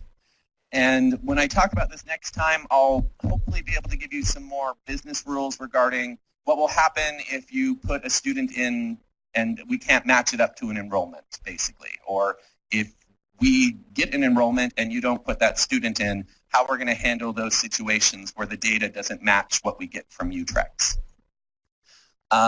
Probably the big thing to think about right now is making sure that you can get into MoveIt. I know it's that thing that very often, it's just once a year you even think about MoveIt potentially. And if how many days is it, Emily, before they get kicked out if they don't log in? Okay, yeah. So if you haven't logged into MoveIt at all in the past month, you're probably going to need help to get back in. You won't just be able to log in automatically. So you could contact either me or Emily, and we can help get that set up. But that's just a heads up that that's going to be happening next month. And I'm going to pass it over to Tracy, who will talk in more detail about DLM. Unless, oh, I should probably take questions. Yeah, go ahead.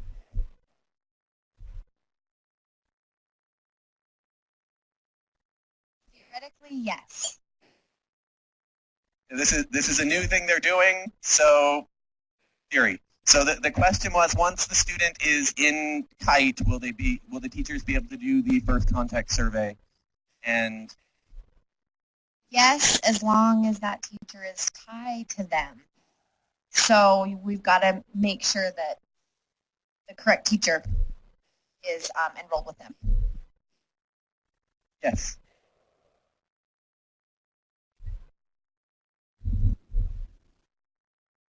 Sure. So the question is, besides the 1% flag, do we need to use the essential elements core codes for the student?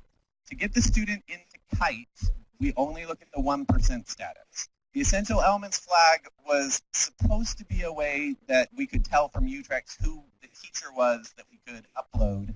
And it also reflected that the student was receiving the correct instruction that would lead to the DLM tests. But with that said, we have been taking, for a variety of reasons, especially in smaller and rural districts, students who are marked as 1% but not enrolled in the essential elements.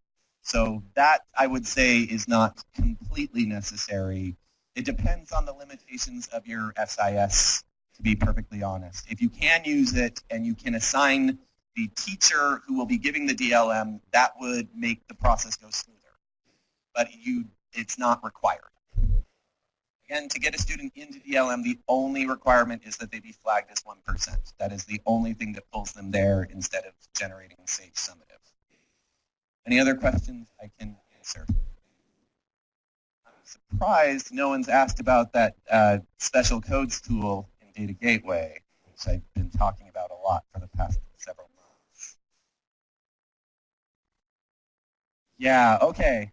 So the status is we are so close. We have started receiving nightly files from out of Tide, so we have the data, and we have the tool designed. We're in the process now of just kind of looking it over before it gets rolled out. So I would expect to hear an announcement within.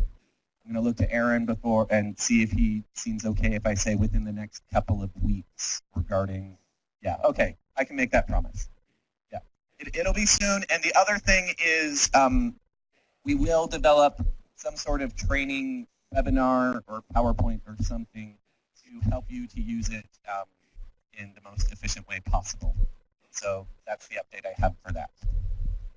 Can I field any other questions? All right, I'm going to pass it on to Tracy.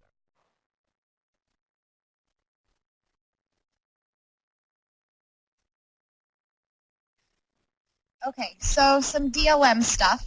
Spring window opens on Monday, so all of your teachers should have access to get going on testing. It goes through June 17th. So, testing reports. We have discovered, and some of your teachers and some of your SPED directors may have discovered, underneath reports in Educator Portal, there is a student report tab. So it's not a score report. It's kind of more a testing progress report, but it does give you information if any of your kiddos did the interim window, the ITI window testing. It does give you information on linkage levels that they were tested at and whether they mastered them or not. So it's a good tool for your teachers to use to help guide instruction. DLM special circumstance codes are going to be available in Educator Portal underneath the Test Management tab, same place where teachers go to find tips. Teachers will not have access to this. This is only going to be available for your district and building test coordinators. So make sure you coordinate with your teachers on that if you've got kiddos that need a special code marked. And we've got medical waiver, chronic absences, student took grade level assessment last year, and parent refusal as our special codes this year.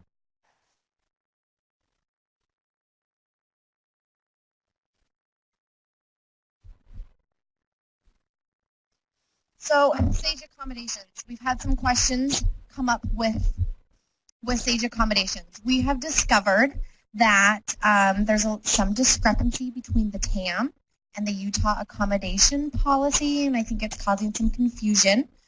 So we want to let you guys know that if you are trying to figure out what accommodations are allowed, embedded, not allowed, for some of your IEP kiddos, that I would reference the accommodation policy on page 25. It's going to give you this chart that's going to show you for SAGE everything that's embedded, accommodations that are allowed, and accommodations that are not allowed.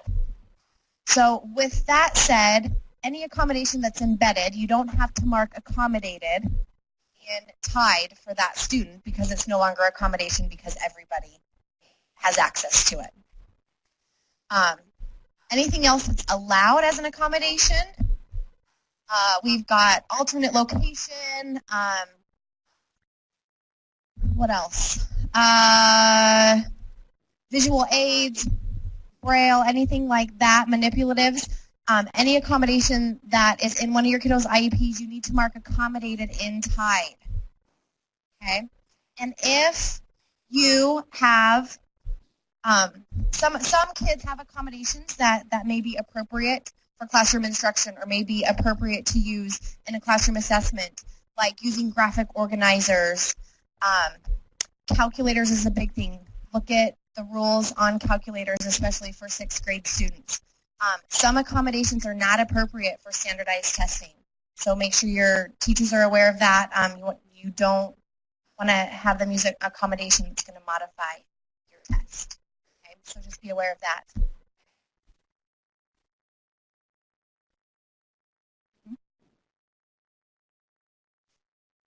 It's an accommodation. No.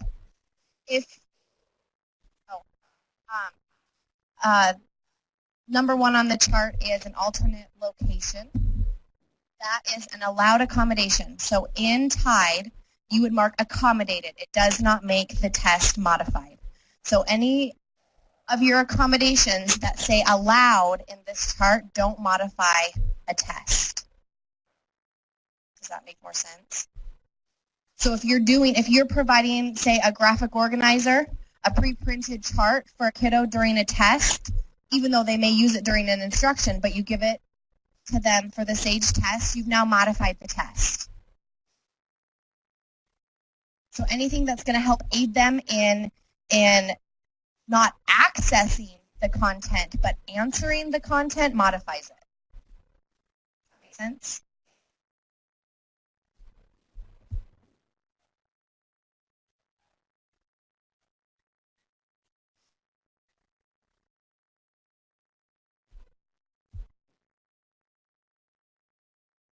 No, if it's embedded and it's something that everyone is allowed to do, it's no longer an accommodation.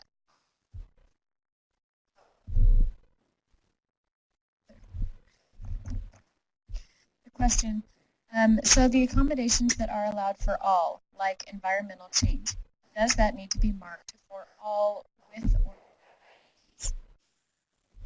So the answer is no. You're only going to mark accommodated if it's something that's in an IEP that a child uses outside of what's embedded and outside of what everybody has access to. Any other questions? Please call me, email me if you have any concerns about a certain accommodation.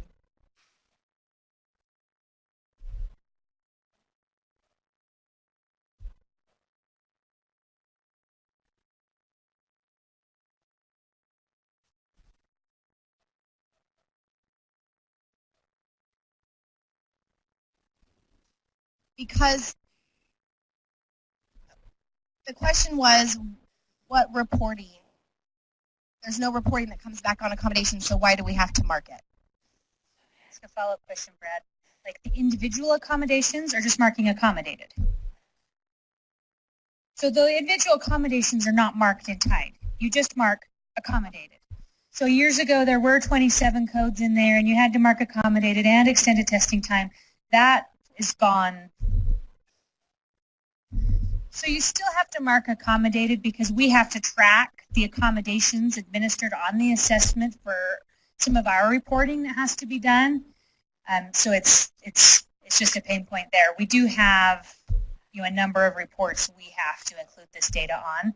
So the good news is we don't make you tell us which accommodation was given anymore, but if it is accommodated. And it's more confusing now because most of the things we used to consider were accommodations are available to all students now. So you have to really think, is it something that's not typically available to all students and it's on the list as being allowed if that was provided during the assessment that's accommodated, right? So reduce distractions to others is my favorite one.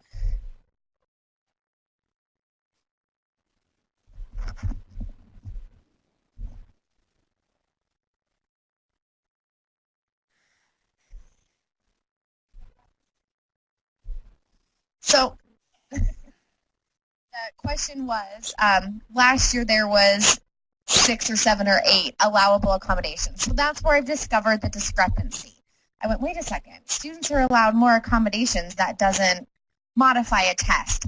So that's why in the TAM, that's what it's leading you to think that there's only 7 allowable accommodations. Okay. The answer to that is no, you don't have to mark those because they're marked elsewhere in TIDE. But so here's the fine point. So Tracy and I have been going back and forth. Can you see us wrestling the microphone out of each other's hand here? The 6 accommodations in TIDE trigger functionality in the system. Braille triggers the Braille. ASL triggers the video, right?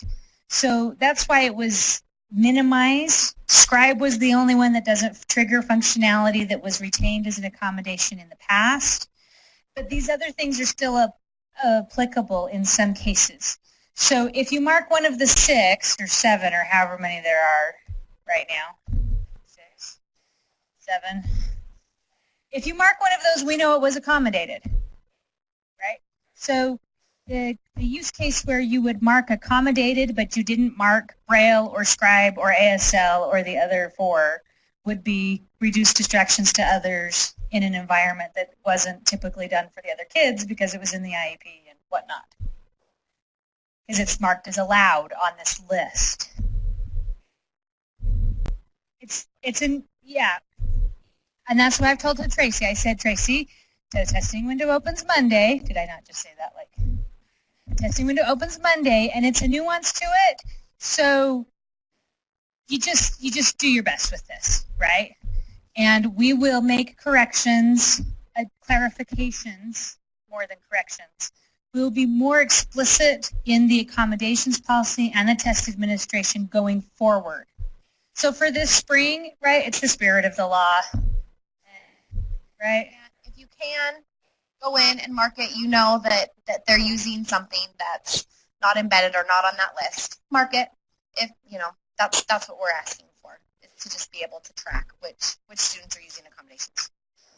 I think the point to clarify is that, yes, there are still some accommodations beyond those 7 that trigger functionality in the system kind of thing, right? But most of those accommodations that we used to consider accommodations still are available to all kids, text-to-speech and that kind of stuff. So it's really smaller scale. No. Nope, they are no longer accommodations because everybody has access to it.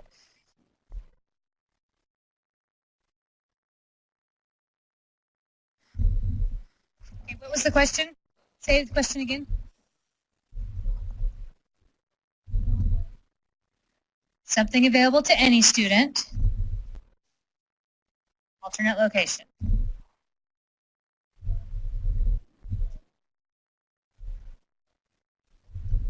It's nice to line it up, but it's not audited. Right? Because it's, yeah, but you wouldn't have all your kids testing in an alternate location, right? Robin, I know. Here, I'm giving this back to Tracy. I'm going to walk away.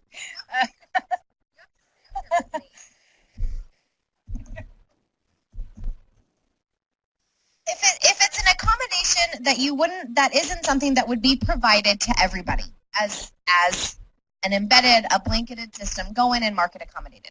If it's something on an IEP and it's going to follow your IEP kiddo, and you're accommodating the test, you're administering it in a non-standard way, right? Mark it accommodated. Exactly.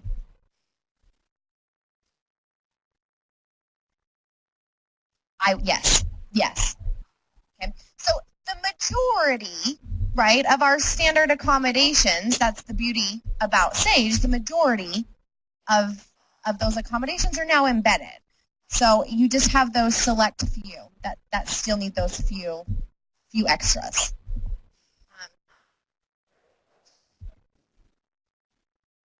Ruthann, so really the only accommodations are the ones in Table 2.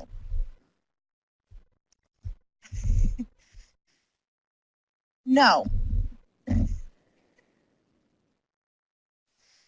There are accommodations in both Table 1 and Table 2.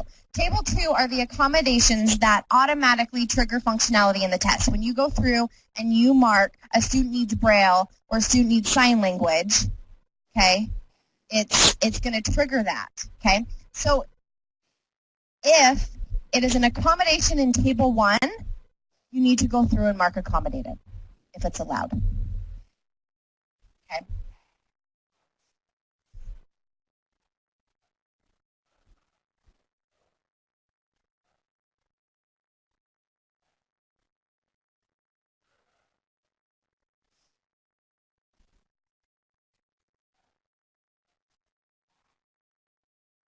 So highlighted, strike through anything that says embedded, you do not need to mark accommodated. So if it says embedded next to it, strike through, highlighted, text-to-speech, magnification, it's not, you don't need to do anything. The test already provides it for everybody. Okay, so maybe would it be helpful if I went through and redid this chart and we could send a memo out to everybody that says, here's the things that you mark accommodated. So that's what Tracy and I have been arm wrestling about, right? Is when SAGE was first rolled out, we kind of thought that the accommodations would be minimized to that list. Well, it's not, because there are some kids who need the other accommodations specifically called out, right? So if Brad's naughty and I move him during the test to an alternate location, that's not an accommodation. But if Brad's IEP has that listed to be in an alternate location and I don't give it to him, I haven't provided the accommodation, and we all get in trouble for that. Do you see the difference there? So we're trying to clean up the alignment of the IEP with the codes marked on the test. Do your best. It's going to be more aligned than it was last year, right? Because this is a little nuance to it. The trick in the chart is the verbiage: embedded versus allowed versus not allowed.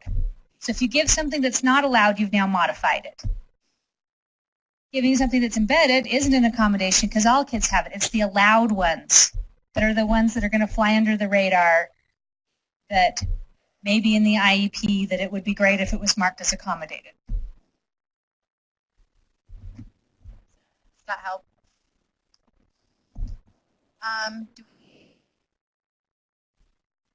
So do we need to mark accommodated for IEP students who are given scratch paper? No, because you can give scratch paper to anybody. Do special ed directors know this info? They are the best to implement. Yes, they should be receiving the same info, I believe, today or yesterday. So we'll get that out to those people as well. What if all students use scratch paper for math, not an accommodation? All students can use scratch paper for math. So we mark accommodated and tied for SAGE, but for DIBELS and Access, where do we mark accommodated? We don't mark accommodated with those, do we? Julie, can you help give guidance? On what? DIBELS and Access are entirely different. We're talking specifically SAGE right now. SAGE. And Brad says we're done talking about SAGE. So here we go. Yes.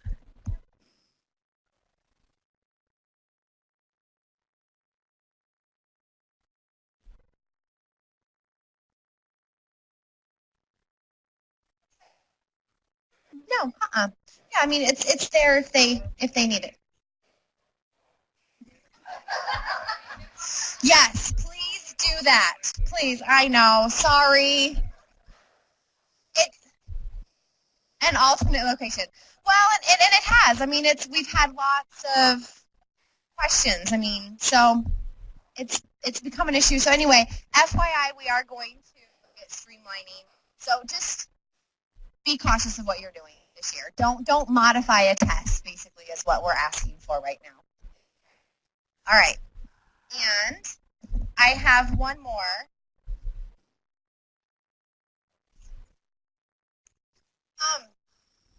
We are asking for your guys' help in participating. We are amidst a peer review, and one of the things that is a requirement for us is to be doing some monitoring of test administration.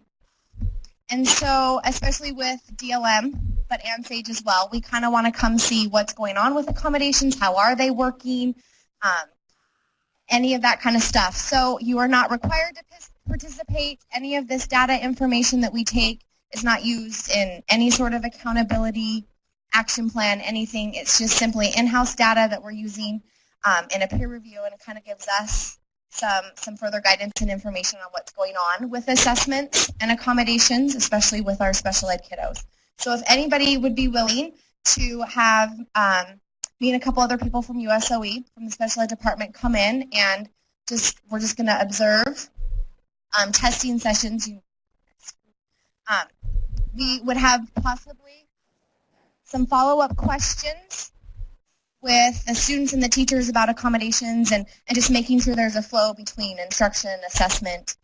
Please let me know if you're interested in letting us come in and do that. It would be greatly appreciated. Otherwise, we may ask some of you if you'd like to participate too.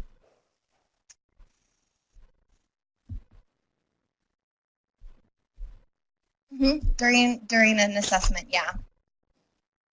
Oh, the question was if we want to come in and watch during SAGE testing, and the answer to that is yes. We would like to do some observations about what's going on with our assessment and our special ed kids.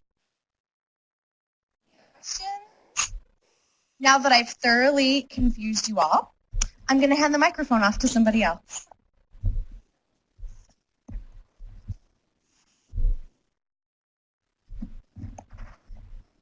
I want to briefly update on access. So first of all, we get a big woohoo, we're through the window, right? We had a few districts that, due to some technical problems and some of the back-ordered materials that many of you also experienced, were not able to meet the March 11th deadline. So we had to extend the window for a few of our schools until March 18th, so this Friday, tomorrow. That pushed our timeline back a little bit. So we worked really, really hard with DRC and WIDA to keep that end date, the reporting date, as close to May 13th as possible. But you'll see the revised dates up here. These are also posted on the WIDA website. The shipping materials need to be shipped back now by March 25th, which is next Friday.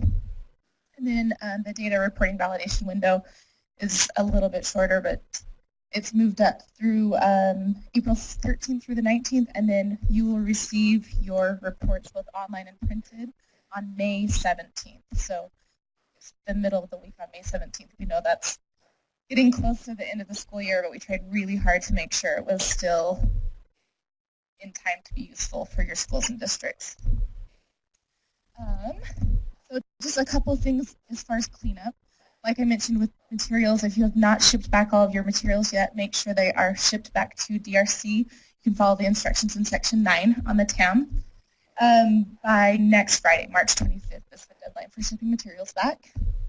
Earlier, and thanks Emily, earlier this week, you most likely received emails from DRC regarding unsent responses, and some of you had questions about the TSM. When can you remove the TSM from your systems?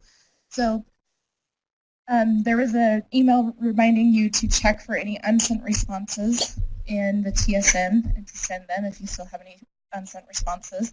And then you can shut down the system, but they ask that you not remove the software. So you can shut down the TSM, but not remove the software.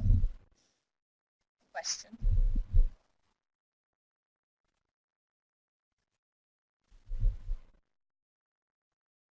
So the question about how fast will the results be available next year, was this part of a slowdown? It'll still take a while because they still have to score the speaking and the writing pieces, and that's what takes a little bit of time. So it'll still be most likely in May. We try as early in May as possible, but it'll still be, it won't be immediate like SAGE.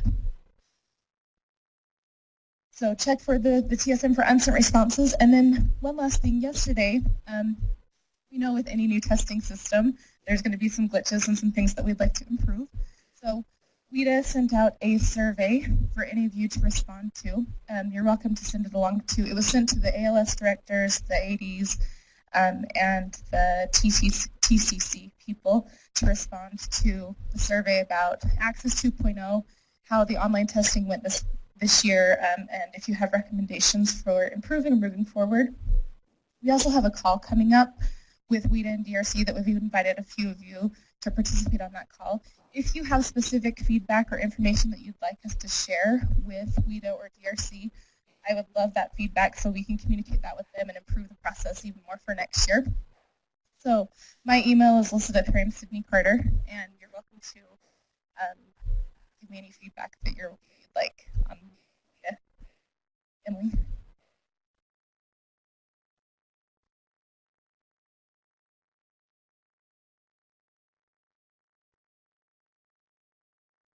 Okay, so transferred students, they were just removed from the session.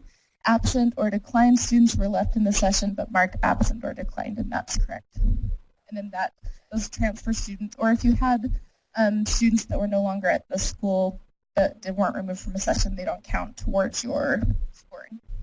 They won't be marked as scored. Any other questions? All right. That was easy. Not for you guys doing the testing, but this questioning session was easy. Okay, I'm not sure who's next.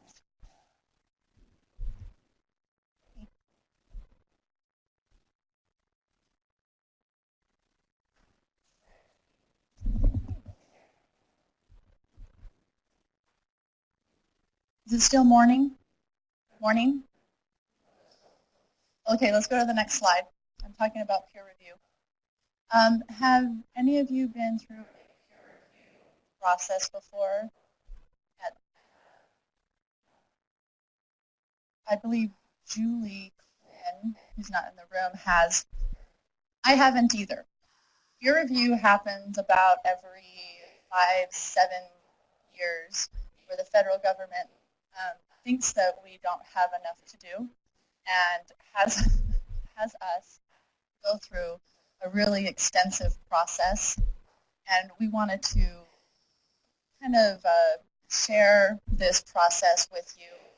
You don't have to really participate in it.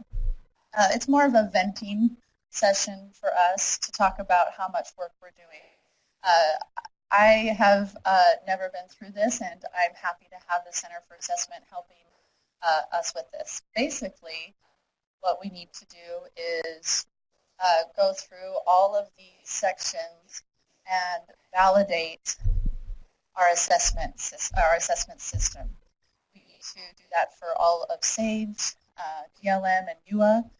We need to go through the technical manuals. We need to find evidence. We have to align the standards with the actual tests. We have to.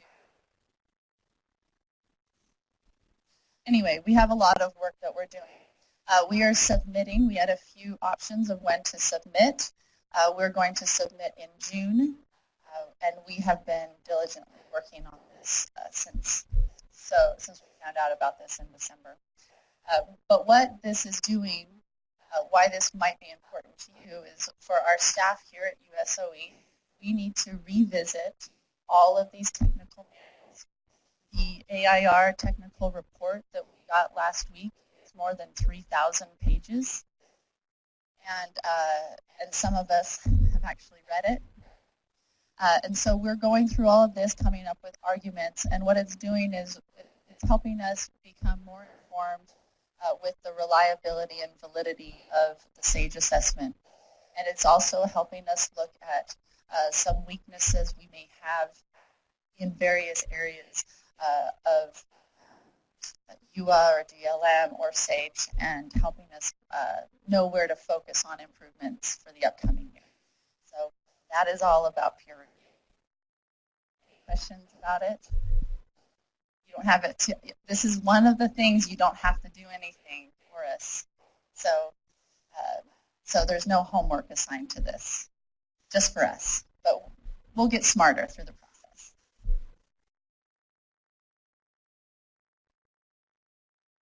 Oh, the data gateway. Yeah.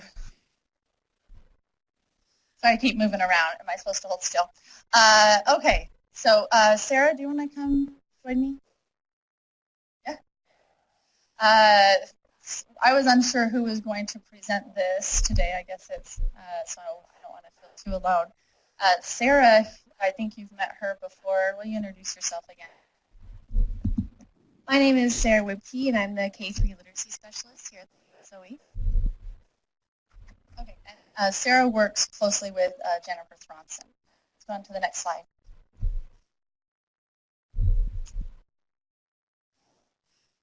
Okay, so we wanted to let you know that the UG report, oh, good. Okay, we're going to have Malia talk about this. Come on up. Malia wrote this PowerPoint, and she knows the most about it. Malia? I thought I found it on you. Okay. So many of you probably recall from last year we created this Roggle with UG report, We had to make some updates this year because of the changes in the UGG measure this year, the Uniform Growth Goal measure. So now the measure is based on composite scores. And we also added a participation requirement for the Uniform Growth Goal.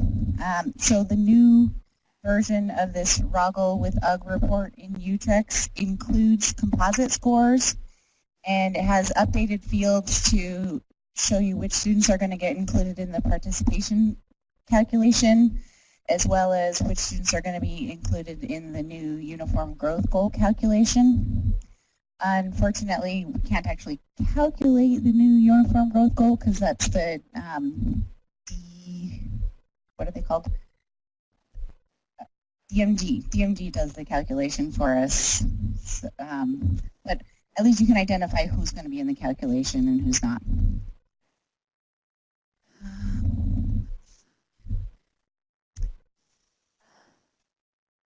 Oh, so there's, again, same as last year, there's 2 versions of the report available that you can either download the PFD or the CSV, the PDF. The PDF has instructions in the end of it, and the CSV is, of course, the more user-friendly to filter and sort and look at kids. It's one row per student. That hasn't changed since last year. Okay, we can go to the next one.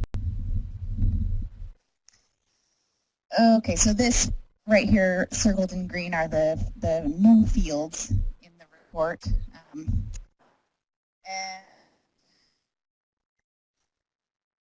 And we also had to, we removed the calculations that were in there last year because they're now obsolete. Go to the next one. Okay, so if you're not familiar with how to access it, these are just some screenshots of logging into the data gateway and clicking on My Tools, UTREX assessment reports, and then that's where you'll find the Reading on Grade Level with UGG report. Reading on Grade Level with PACE hasn't had any changes since last year, so I'm not going to talk about that one, but if anyone has any questions about it, feel free to contact me. Okay, and then this is just a review again of the codes. For some reason, the O code strayed from this little table, but we do have that O opt-out code. And if you have a student who's opted out by their parent, make sure you enter them as an O. None of the other codes function the same in the participation calculation as the O code, so it's real important to use the correct code. Otherwise, the codes are the same as we had last year. The E is not any different than it was last year. E is for use when you have an English learner student who is enrolled in the U.S. for the first year, and that's the only appropriate use of the E code.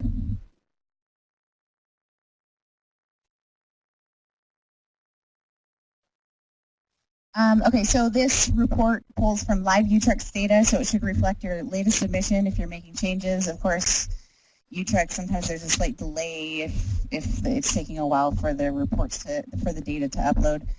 So within 2 hours of hitting the submit button on your latest UTREX submission, you should be able to see the latest data in this report and audit it. Let's see. If everything in there is blank, it's because your submission's in the middle of being submitted, and just give it some time, up to 2 hours, and then re-pull the report, and it should be populated. The full academic year field in there will be populated as soon as the student hits 160 days of total membership in your LEA. Up until then, the column will be blank. So as soon as we get to that time frame where students start to get that 160 days of membership, you'll start seeing that field to be populated. And then that's kind of the time to start really looking at this report and figure out who's in the participation calculation, who's going to be in the Uniform Growth Goal calculation. Okay, so this shows you what the rules are for inclusion in the Uniform Growth Goal calculation. And the ones here in red are the ones that are different from last year. So this year, since we have that opt-out code, The opt-out students are left out of the denominator. And then for the DMG calculation to work, they have to have 2 composite scores. They have to have a beginning of year composite score, as well as a middle of year or an end of year composite score.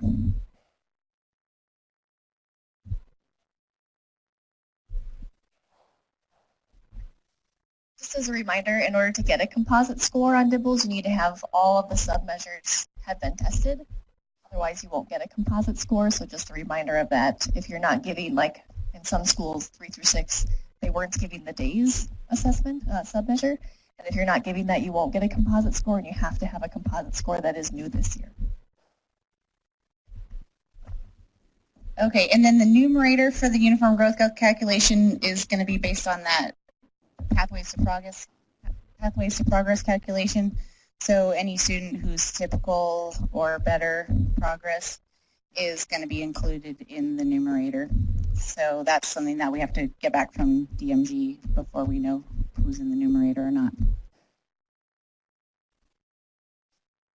Okay, and then for the participation rate calculation, the rules are pretty similar for the denominator as with the uniform growth goal calculation, except they don't have to have a composite score, so that means we're also looking at the students who are taking an alternative assessment. So the AY, the ANs, we're looking at those also. So any student with a AY, AN is included in the denominator. So the other one that's excluded from the denominator is the opted out. So that's new this year. And then in the numerator, if they have an assessment, so alternative or DIBELS for beginning of year, as well as either middle or end of year, they'll get included in the numerator.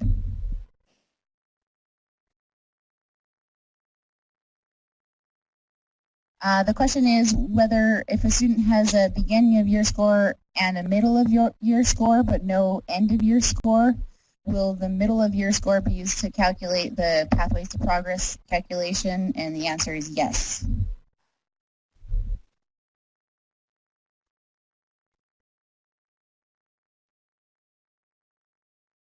Okay, and so the slides I put together for this, the next couple slides go into greater detail about what each of the fields are in this Reading on Grade Level with UGG report.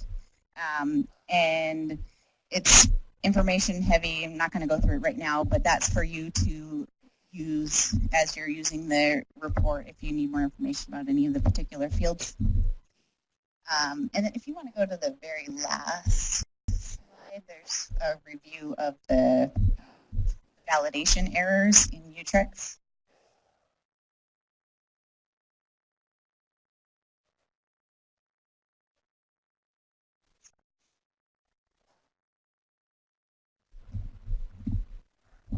Is everyone familiar with the new uniform growth goal for the entire state, the 47.83%? Okay. And I'm not sure how often assessment directors speak with literacy directors, but Jennifer Thronson has provided the literacy directors with what their current percentage is for third grade. So most of the LEAs should have gotten that email. If you have not, you can contact myself or Jennifer. We'd be happy to provide that information.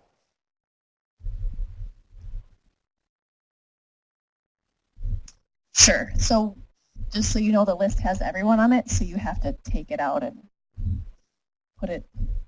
That sounds great. Thank you. I appreciate you sharing that very much. Okay, and then this slide here is just a reminder of the UTREX rules for getting this data submitted.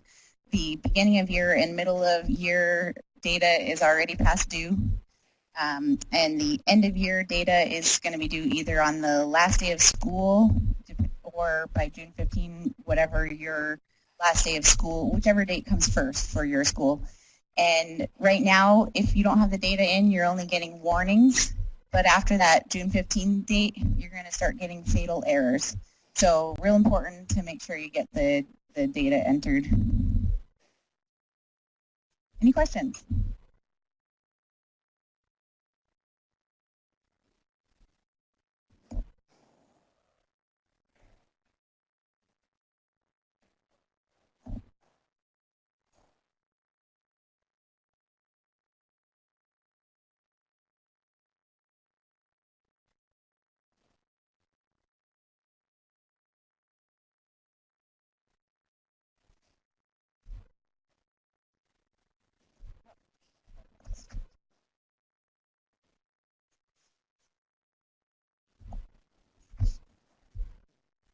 There is a question of whether the report includes all the students in the district.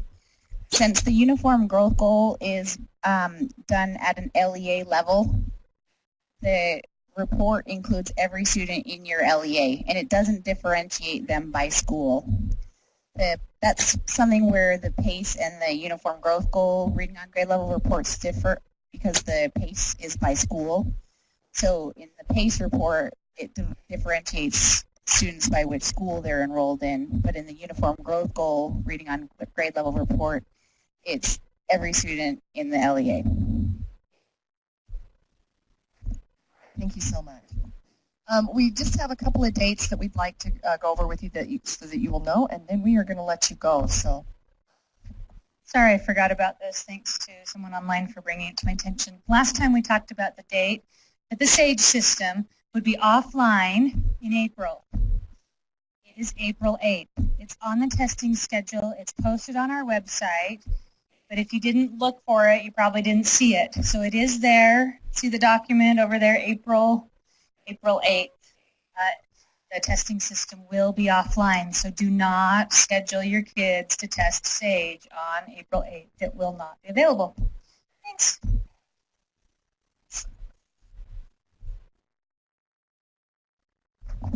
Do I anticipate that we'll have a day during the window? No. This was a factor of parent review being extremely late this year. And because that's a legislative requirement, we had to conduct it, and it has resulted in a one-day outage to update the system based on parent review. So sorry about that. That's what happened. well, I appreciate all of you wearing green that remembered. I'd like Shar to stand up. Show us your. She actually has beads that are lit up today. Woo, Shar! Yeah, she keeps us. She keeps our bunch happy and with all of our decorations upstairs. So we appreciate Shar. Anyway, thank you so much for attending this morning, and those of you online as well. Oh, a question? Is there any update on kindergarten testing? Yes, we talked about that, right? That bill did not pass. So the OEK funds that were supposed to initiate a statewide kindergarten assessment, that bill did not pass. So it's been abandoned at this point. It was like a pretty sure thing, right, about midway through the session. But the TANA funds, which were the Health and Human Service funds that were going to be used to pay for that, they decided they were ineligible, and they put the money into pre-K instead. So we're off the hook for a year. So one good thing, ending on a positive, happy note, one less assessment. So anyway. No, none of the, well, which one was that one?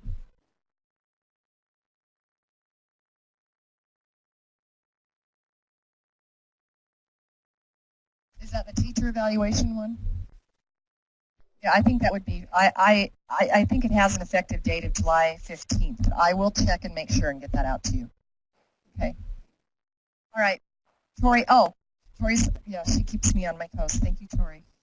Please sign the sign-in sheet when you leave and take a treat. Thank you very much. Wow, now you've got a whole extra half hour for lunch. Isn't that great? Yeah, if I said 9 to 11, you'd be mad at me because we'd gone 20 minutes over. So I figure if I extended it and now I get you out 40 minutes early, that's a good thing. So sure. Good, sure, yeah.